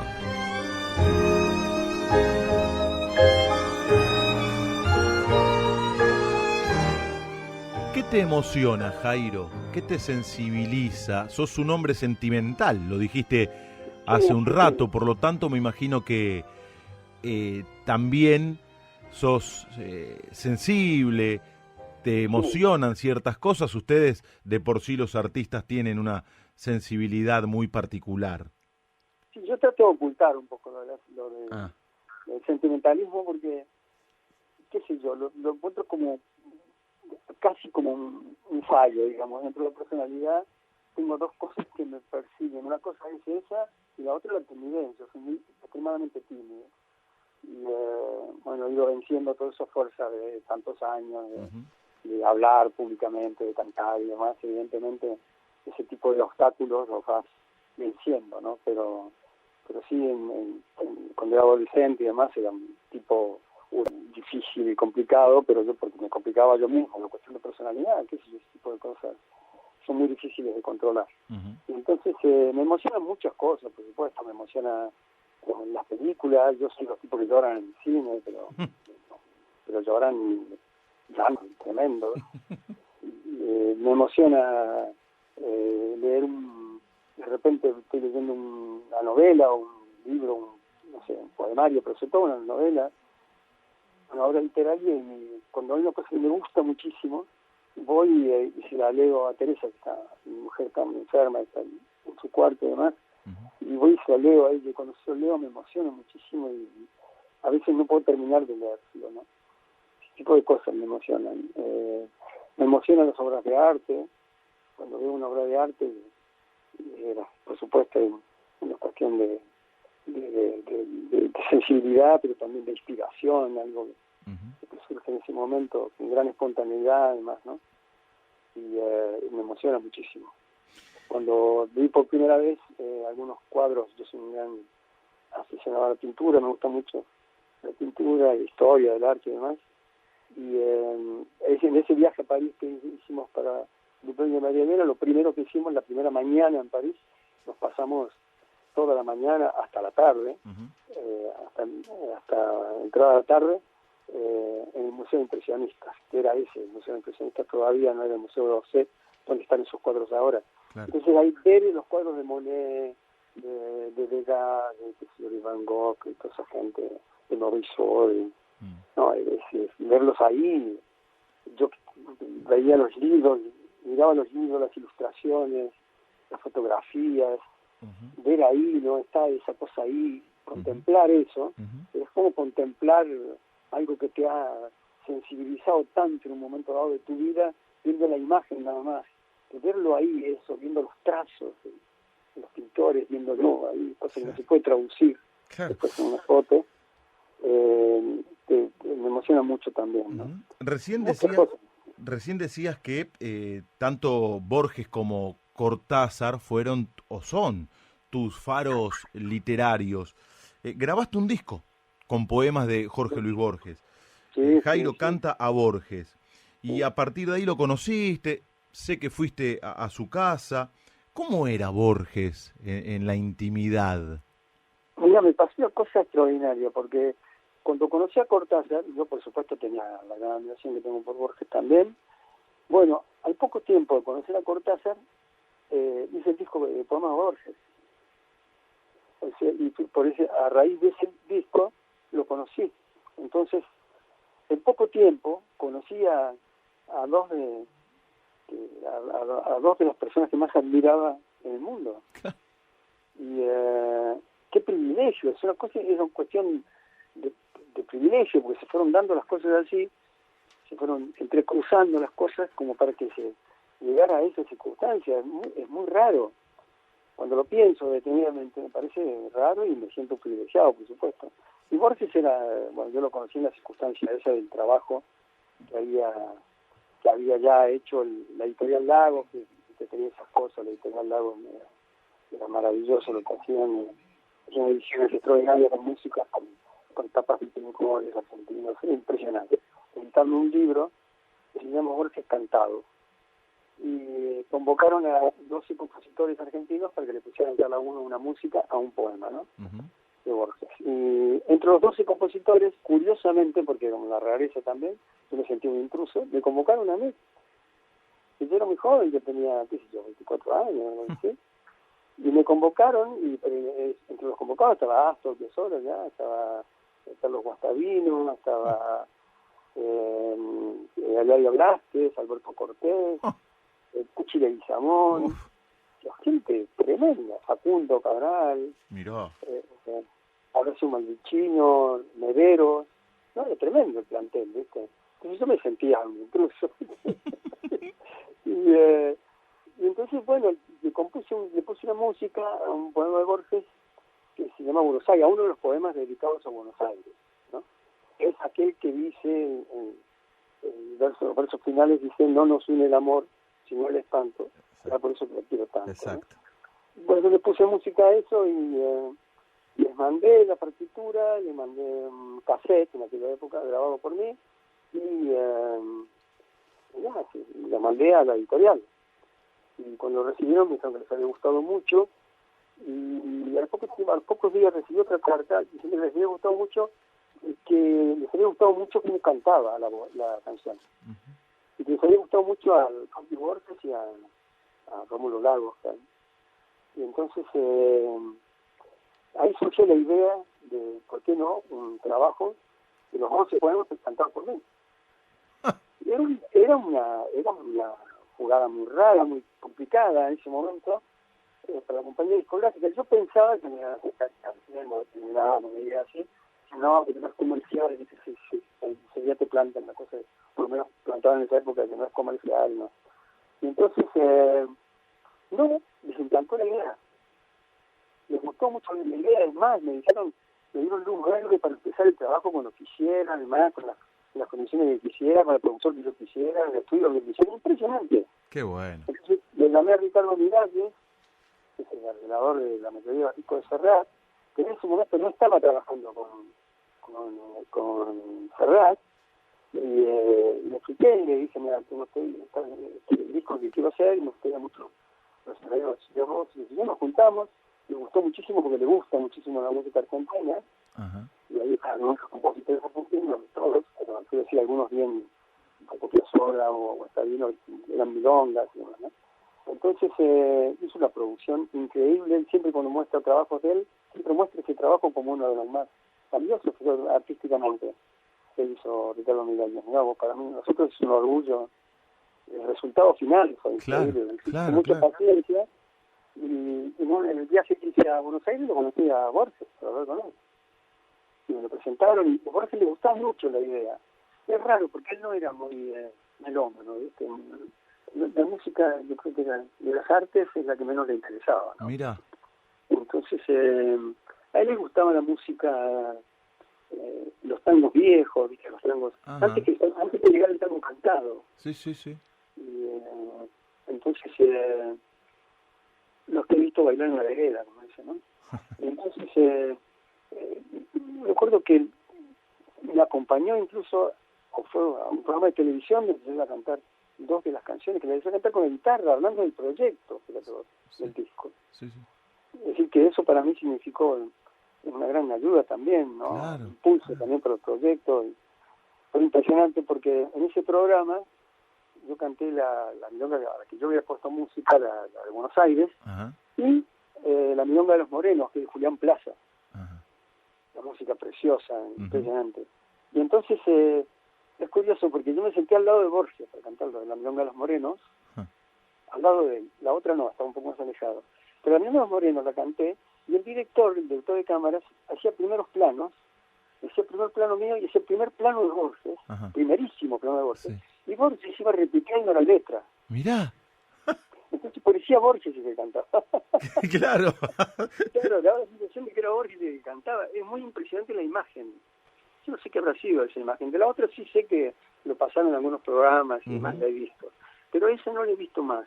Había que seguirle la pista, pero en aquella época, en la época de la dictadura borraron muchas pistas, muchas cintas de televisión. Recién hablabas de París, que es como una meca para los artistas argentinos, actores, cantores, escritores, pintores. En esos encuentros en la casa de los Pons, José y Jacqueline, compartiste muchos ratos con Atahualpa Yupanqui. Sí, bueno, Atahualpa lo conocí a la salida de un espectáculo mío en la Olimpia. En París, en Olimpia, mirá. Sí. Yo había cantado en la Olimpia, era la segunda vez que cantaba en la Olimpia, y en una temporada canté 12 días. Y uno de los días me dijeron que había estado Yupanqui.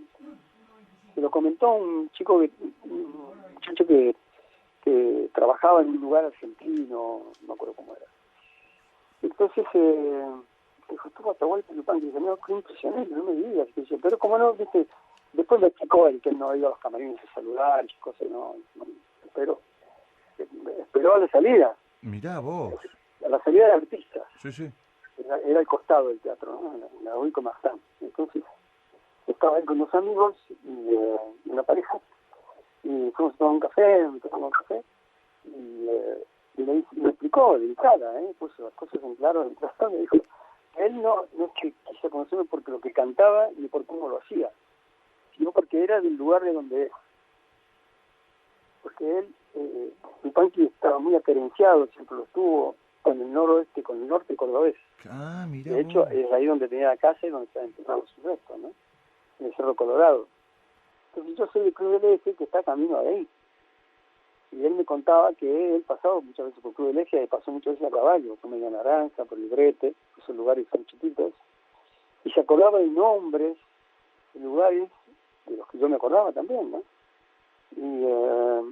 Y qué sé yo, desde entonces nos hicimos bastante amigos, muy cercanos, y siempre fue muy generoso también conmigo. Y es una cosa que destaco de toda la gente que he podido conocer, que es gente a la que me ha acercado, me ha llevado el destino a acercarme a ellos, y que he encontrado en ellos exactamente la imagen que yo pensaba, que yo creía tenían, ¿no? Qué bueno. Es decir, qué bueno. Eso fue una satisfacción muy grande. Qué bueno. Todos han sido muy generosos conmigo, a lo mejor porque era chico, era joven, muy interesante. Yupanqui siempre ha sido divino con nosotros, con mis hijos, con mi mujer, ¿viste?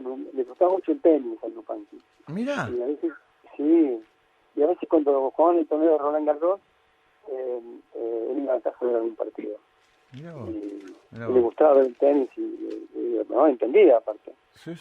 Cuando era joven fue bastante deportista. Me contó que hacía footing, que iba a correr, sería un runner ahora. Mirá, claro. Un Yupanqui runner. También fuiste muy amigo, sos un grande y fuiste amigo de muchos grandes, de los cuales te fuiste nutriendo y ellos seguramente de vos. Tengo entendido que hubo una muy linda relación con Sandro, hasta grabaron algo juntos. Antes de que me cuentes, disfruten esto, amigos de la largue de fin de semana, Jairo y Sandro, Sandro y Jairo. El domingo a la mañana puse un aviso en el diario.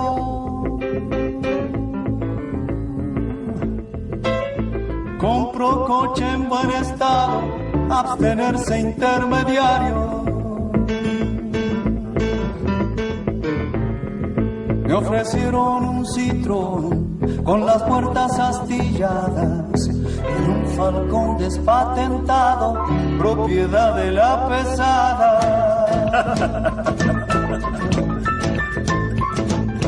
Por fin llamó un tipo serio, con la voz bien trabajada. Me llamo Roberto Sánchez y tengo inventado un Impala. Esto es una maravilla, Jairo. Esto es una maravilla.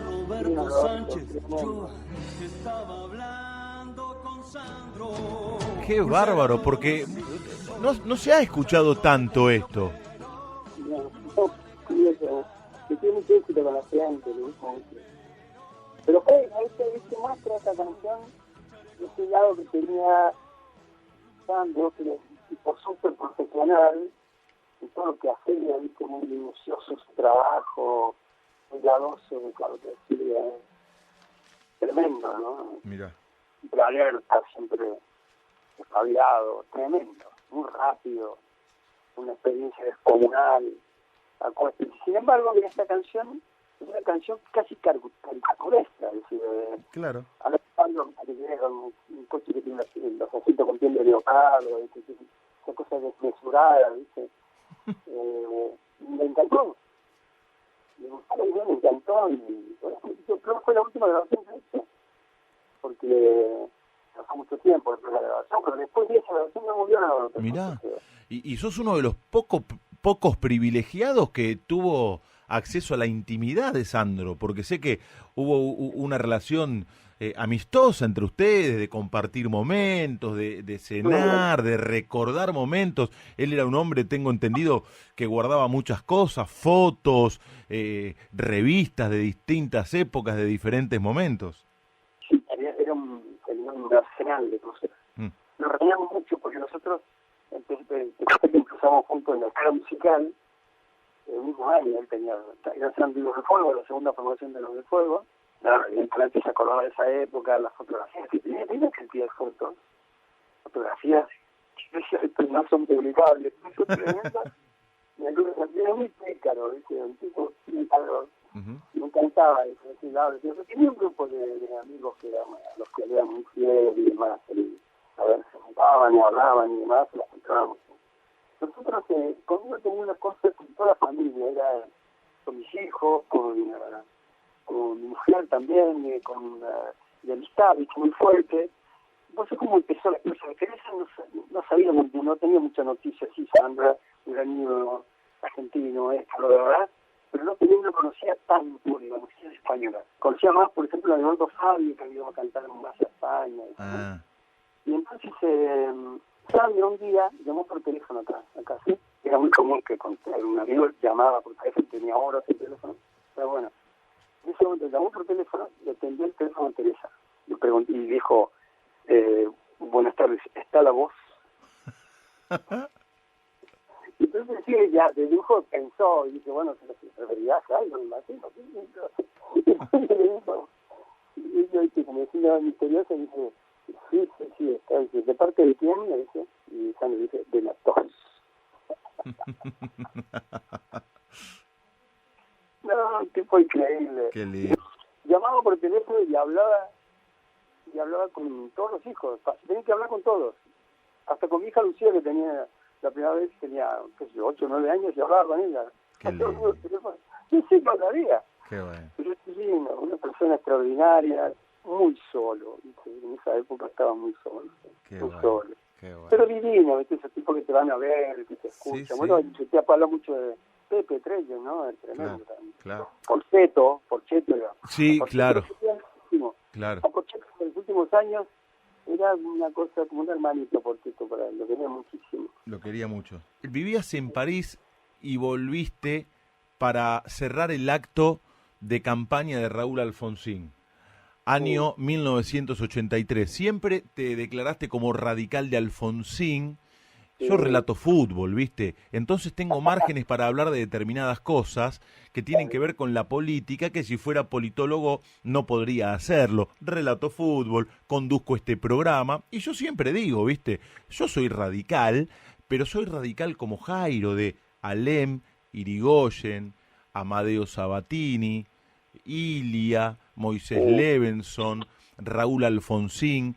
¿Qué te pasa cuando ves al radicalismo hoy? Vos que sos Alfonsín. ¿Cómo? El Dream Team. Claro. Bueno, ¿qué te pasa cuando ves al radicalismo hoy, Jairo? Bueno, el radicalismo sufrido el desgaste que sufren ese tipo de organizaciones con el paso del tiempo, ¿no? Y con el paso de los acontecimientos también dentro del país y demás, ¿no? Es decir, desde que tuvieron el radicalismo fue el primero que sufrió un golpe de Estado en Argentina, porque fue el primero que intentó una política diferente también, ¿no? Con más intervención de la gente, más acercamiento al pueblo y todo eso, en la época de la primera presidencia de Hipólito Yrigoyen. Pero quiero decir que es un partido, es uno de los partidos grandes que ha sobrevivido más de 100 años y demás, y ha tenido hombres como los que he nombrado, que cada uno en su estilo, en su manera, en su forma, han sido políticos muy, muy, muy grandes, muy importantes. Yo he tenido la suerte de conocer a algunos, sobre todo he conocido a mi vida, por supuesto, porque vivió muchos años en Cruz del Eje. Claro. Bueno, era el médico del ferrocarril. Exacto. Y además un médico rural, es un hombre que, si bien es cierto, estaba ligado a la política porque él hacía mucha política en su época de estudiante, era un muy buen dirigente estudiantil, cuando estudiaba aquí en la UBA, y después cuando se hizo político fue porque primero se fue a Cruz del Eje. Por cierto, no entiendo todavía por qué, no supe nunca por qué eligió, entre las posibilidades que tuvo, irse a Cruz del Eje, no sé, a lo mejor que estaba afectiva, ¿no? O sea, Sí, la tranquilidad, tal vez. claro, porque era de Pergamino. Claro, exacto. Y bueno, y en Cruz del Eje él se hizo prácticamente médico rural, él practicaba una medicina con gran sentido social, ¿viste? Una gran generosidad, la gente que no tenía recursos no les cobraba, no solamente no les cobraba, les compraba los remedios, los medicamentos. Y como decía mi amigo Daniel Salzano, que alguien en algunos momentos pagaba la nafta de la ambulancia. No, era tremendo, un tipo desprendido, generoso y sobre todo tremendamente honesto. Arturo Humberto Ilia, qué lindo recuerdo. Era una persona difícil, creo, muy serio, ¿viste? Claro. No sé, yo no lo conocí tanto. Pero yo empecé el acercamiento mío al radicalismo por él, ¿viste? ¿Por Ilia? Claro, porque Mirá. cuando yo tenía 14 años, lo eligieron el día presidente de la Nación. Y me acuerdo que Cruz del Eje ese día, Cruz del Eje, no sé los habitantes que tendría, 23.000, 24.000 habitantes, no sé, empezó a llegar gente del cielo, de cualquier lado, ¿viste? Era tremenda la cantidad de gente que había en la calle. ¡Qué bárbaro! Claro, me imagino. Y porque habían elegido el día presidente de la República, y cuando lo eligieron, él estaba en Cruz del Eje. Ah, no sabía. Claro. Mirá vos. Vos sabés que mucha gente identifica el regreso de la democracia con Alfonsín y con Jairo. Por esto que vamos a escuchar ahora, que es extraordinario.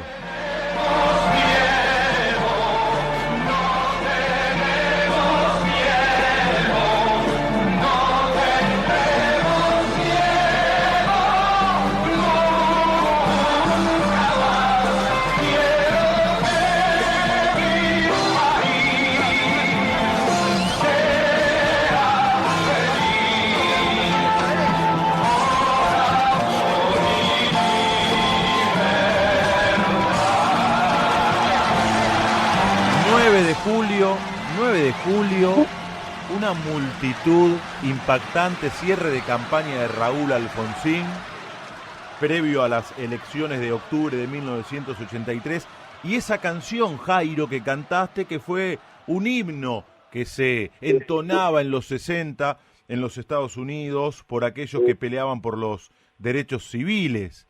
Sí, exactamente. Sí, una de las canciones dentro del estilo, digamos, del rango de canciones de protesta. Claro.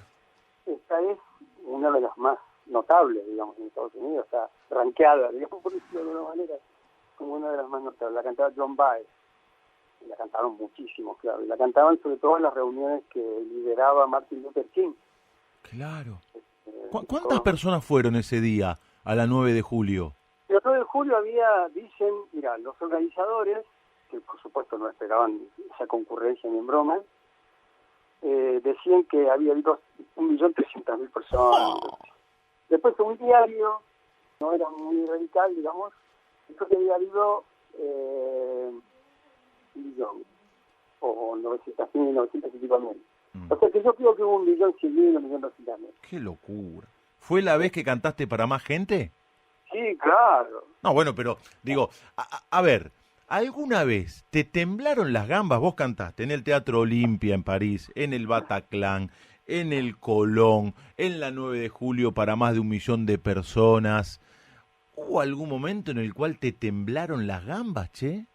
Siempre. Mira. En los lugares donde vos dijiste, en todo, siempre. No te puedo creer. El 9 de julio fue muy especial porque era un meeting político en realidad. Otra cosa es que lo vas a hacer un show. Claro. Exacto. Un show está provisto, tiene una cantidad de cosas que están a tu favor, que juegan a tu favor siempre. En cambio ahí, lo que está desprovisto de cosas demasiado fantasiosas, de luces y demás, ¿no? Ahí se trata de ir y cantar, y depende de lo que cantes, la gente va a reaccionar o no. Y ese día, yo creo que el año 83, esa campaña, es inolvidable por muchas razones. Primero porque se recuperó la democracia. Exacto. Y se recuperó con la democracia, sobre todo, la libertad. Las libertades. Claro. Las libertades. Eso fue la libertad pública, las libertades personales. Eso fue extraordinario, fue maravilloso. Y la gente lo sintió de esa manera. Por eso los mítines políticos, las reuniones de todos los partidos políticos, eran fiestas. Eran auténticos festejos. Ahí no había agresiones, era fiesta. Alegría. Era una fiesta. Una alegría tremenda, se vivía como una alegría maravillosa. Bueno, y ese día fue inolvidable porque, te digo, yo creo que los organizadores pensaban que iba a haber 400, 500.000 personas, pero ya era un triunfo histórico increíble. Claro. Y empezó a llegar gente de todos lados, no se puede creer. Qué locura. Bueno, yo tardé en llegar de donde yo estaba, me habían llevado al Hotel República, de hecho, que está enfrente, que está enfrente del palco, y me llevaron ahí, y para llegar de ahí al lugar, al escenario, palco, como se llama llamar, que es muy alto, para llegar ahí la multitud estaba tan apretada, y tardé, qué sé yo, como media hora ya. ¡Qué locura! ¿Vos viniste exclusivamente de París para cantar en el cierre de campaña de Alfonsín? No. Lo del cierre de campaña se dio así porque resulta que me ofrecieron, me dijeron si quería cantar, pero yo no sirvo para eso, no. Me cuesta mucho participar de ese tipo de cosas, manifestaciones y demás. Claro, era muy especial para los argentinos y demás, porque yo vivía afuera, ¿viste? Tenía una relación, digamos, vivía las cosas de una manera muy distinta a la gente que está adentro. Es así, es inevitable.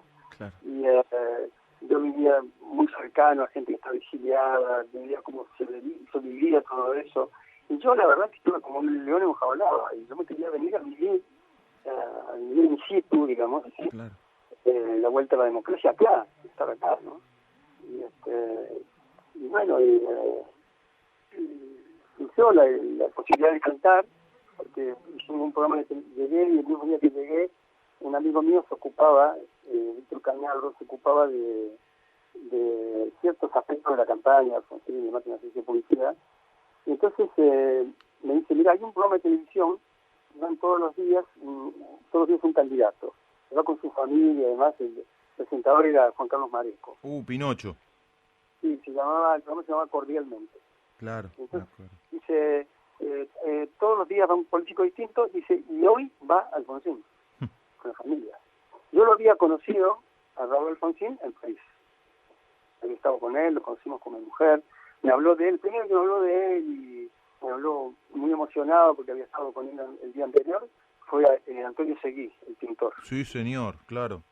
Y bueno, entonces al día siguiente lo conocimos nosotros, nos encantó, divino, bárbaro. Y después, bueno, llegó esta oportunidad y me dice mi amigo, vamos, en el programa de Alfonsín, vamos, a ver si podemos saludar, que yo, bueno, vamos. ¿Qué es saludar? Pues es lo que era el canal, estaba en plena final de campaña, era una multitud el canal. Hay gente que había, pero con todo, no solo Alfonsín, era el final de campaña, y Alfonsín venía corriendo de atrás, ¿viste? Venía con una fuerza, venía muy fuerte. Entonces, llego al canal y había tanta gente. En el estudio no se podía estar, imposible, no se podía entrar, ni los pasillos tampoco. ¿Viste cómo es la pública, la TV pública, no? Hay el café, la cafetería, el bar. Sí, señor, sí, sí. Y me digo, vamos a tomar un café y esperamos ahí, y cuando termina a lo mejor podemos verlo. Bueno, vamos, fuimos a tomar un café y vino Horacio de Dios. Estamos viendo el programa por la televisión, ¿eh? El recién empezaba. Y viene a buscarme Horacio de Dios. Ajá. Era digamos así, el consejero de la parte política dentro del programa, ¿no? Ajá. El asesor. Y entonces viene y me dice, Jairo, vení. Digo, ¿por qué? ¿Dónde? Vení. Y me agarró y me llevó al estudio. Y me metí en el estudio. Y me metí dentro de la cámara. De repente veo que Marico empieza a decir, bueno, un cordobés, no sé qué, empieza a hacer bromas, que siempre hacía bromas. Sí, cosas, muy simpático. Muy simpático. Y empecé a hablar de mí, tipo. Y bueno, y fui, y entré. La gente aplaudió, que yo, bueno, pero qué sé yo, una cortesía, qué sé yo. Claro. Entré y me presenta Marico, Ludo Alfonsín, claro, lo conocía a él, pero no conocía a la familia. Entonces me presentaron a la familia, a los hijos, la mujer, ¿no? Nietos, todo. Bueno, en tu cuestión es que en ese Marico estaba Pepe Mota, de pianista, que era de Pergamino también, Pepe. Entonces, Pepe había tocado conmigo, conocía canciones mías. Y le dice Marico, dice, ¿por qué no cantás una canción? Dice, pero yo pensé, qué raro, ¿no? Bueno, ¿cuál quiere que cante? Y sí, canté la Milonga del Trovador. Y después me pidió otra canción más, que la expectativa que había y demás, ¿por qué me hace cantar a mí? ¿Viste? Ocupando el espacio, ¿viste? Sí. Valiosísimo por el espacio en ese momento. Y entonces, muchos años por los saludos, esto, otro, que mira, todas las funciones final dijo unas palabras, se prendió fuego el estudio, fue tremendo. Me imagino. Y se mandó un discurso cortito, muy brevísimo, pero encendido las palabras justas. Claro. Bueno, lo discuto al Alfonsín, que era un gran orador, ¿no? Sí, sí. Y entonces me dicen ahí los organizadores del acto de la 9 de julio, porque si quería cantar el 9 de julio. Y ahí es donde convenimos, ¿no? Mirá vos.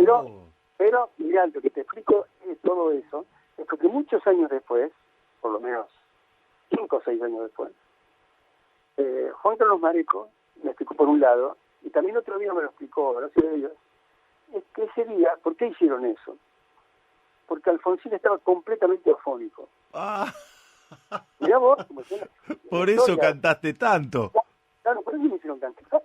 Porque me dijo, palabras textuales, me dijo Horacio, que programa se nos caía. Mirá. Que no hablaba nadie, no hablaban, y Alfonsín tenía dificultad para hablar. Y al final, bueno, pues puedo decir el final de programa, y se mandó un discurso tremendo, Mirá quiero vos. decir. Pero miramos cómo son las circunstancias. Sí, sí. Y te enteraste 4 o 5 años después, increíble. Años después. Increíble. Años después. Esta es la última, Jairo. Esta es la última. Esta pregunta, por ahí, en la calle, ¿viste? Cuando te peleás por un accidente de tránsito o cuando jugás al fútbol, te la pueden hacer peyorativamente, para ningunearte. Pero nosotros, en el alargue de fin de semana en Radio La Red, te la vamos a hacer desde otro lugar. Escucha, Jairo. Si la propuesta te alarma, seguí con este presente, o si querés, simplemente atrévete un paso al frente y dale, empezar. ¿Y vos? ¿A quién le ganaste?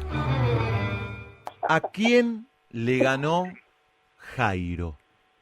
Bueno, yo creo que me gané a mí mismo, es decir, le gané a mi tipo de me gané a ciertas características, como te dije antes, son características de personalidad y demás.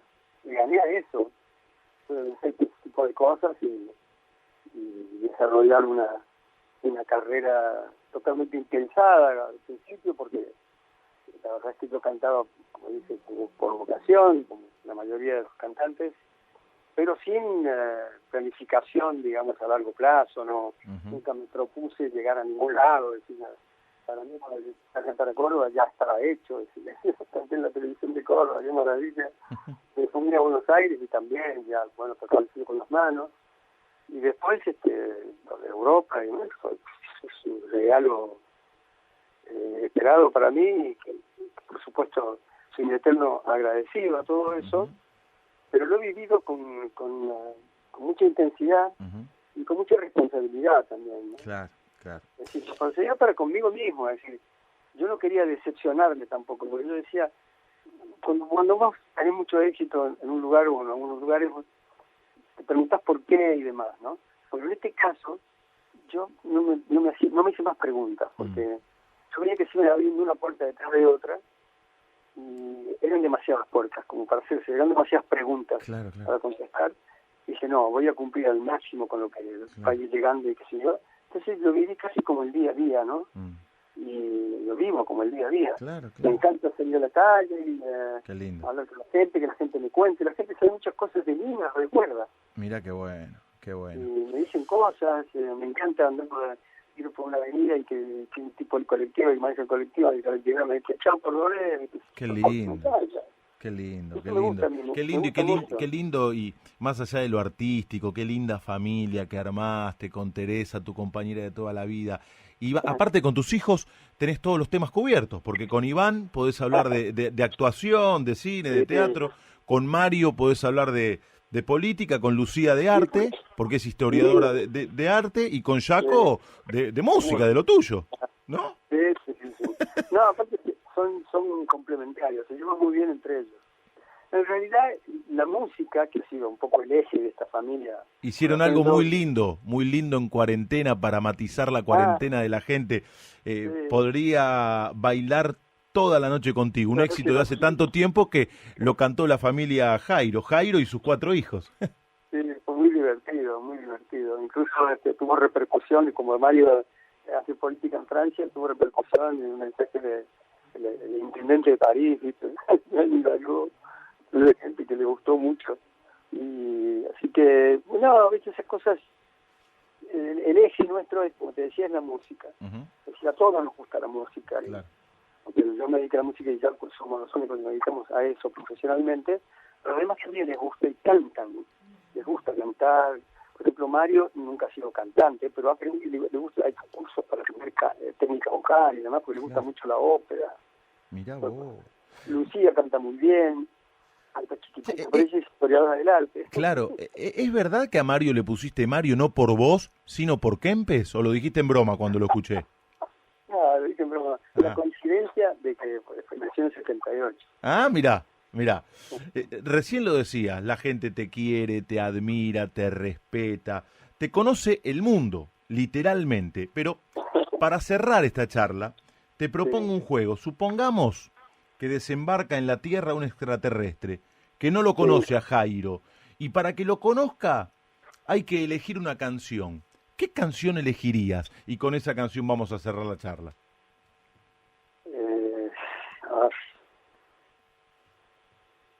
Es difícil elegir una, me parece un brete.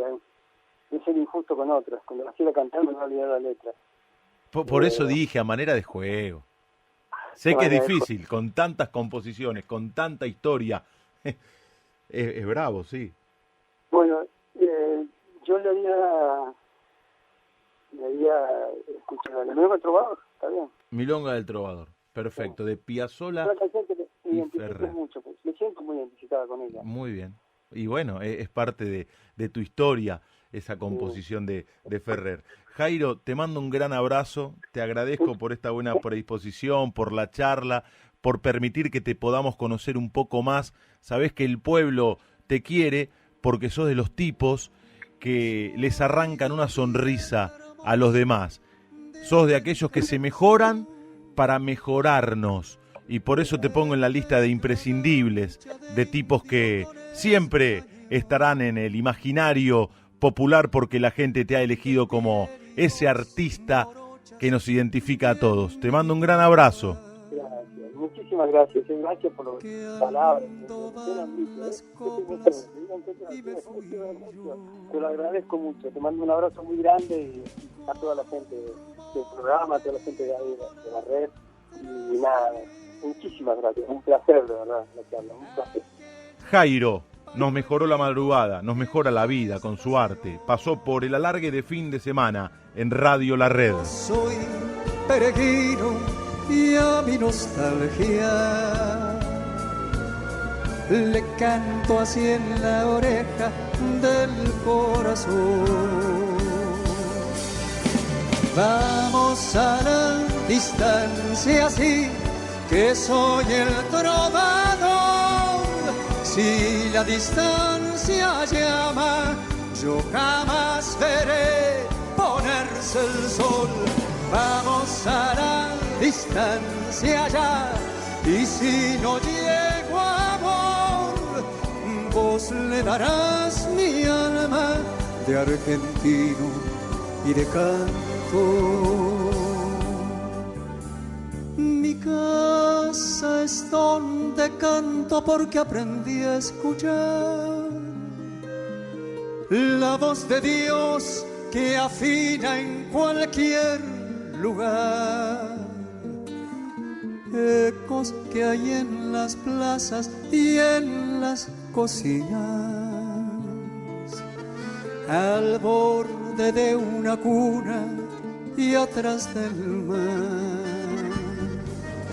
Si eres tan danza, un día me espera la vejez. Ya mi niñez le hará la segunda voz. Y al fin, con dos gargantas a mi agonía, le cantaré en la oreja del corazón. Vamos a la distancia, sí, que soy el trovador. Si la distancia llama, yo jamás veré ponerse el sol. Vamos a la distancia ya, y si no llego a amor, vos le darás mi alma de argentino y de canto.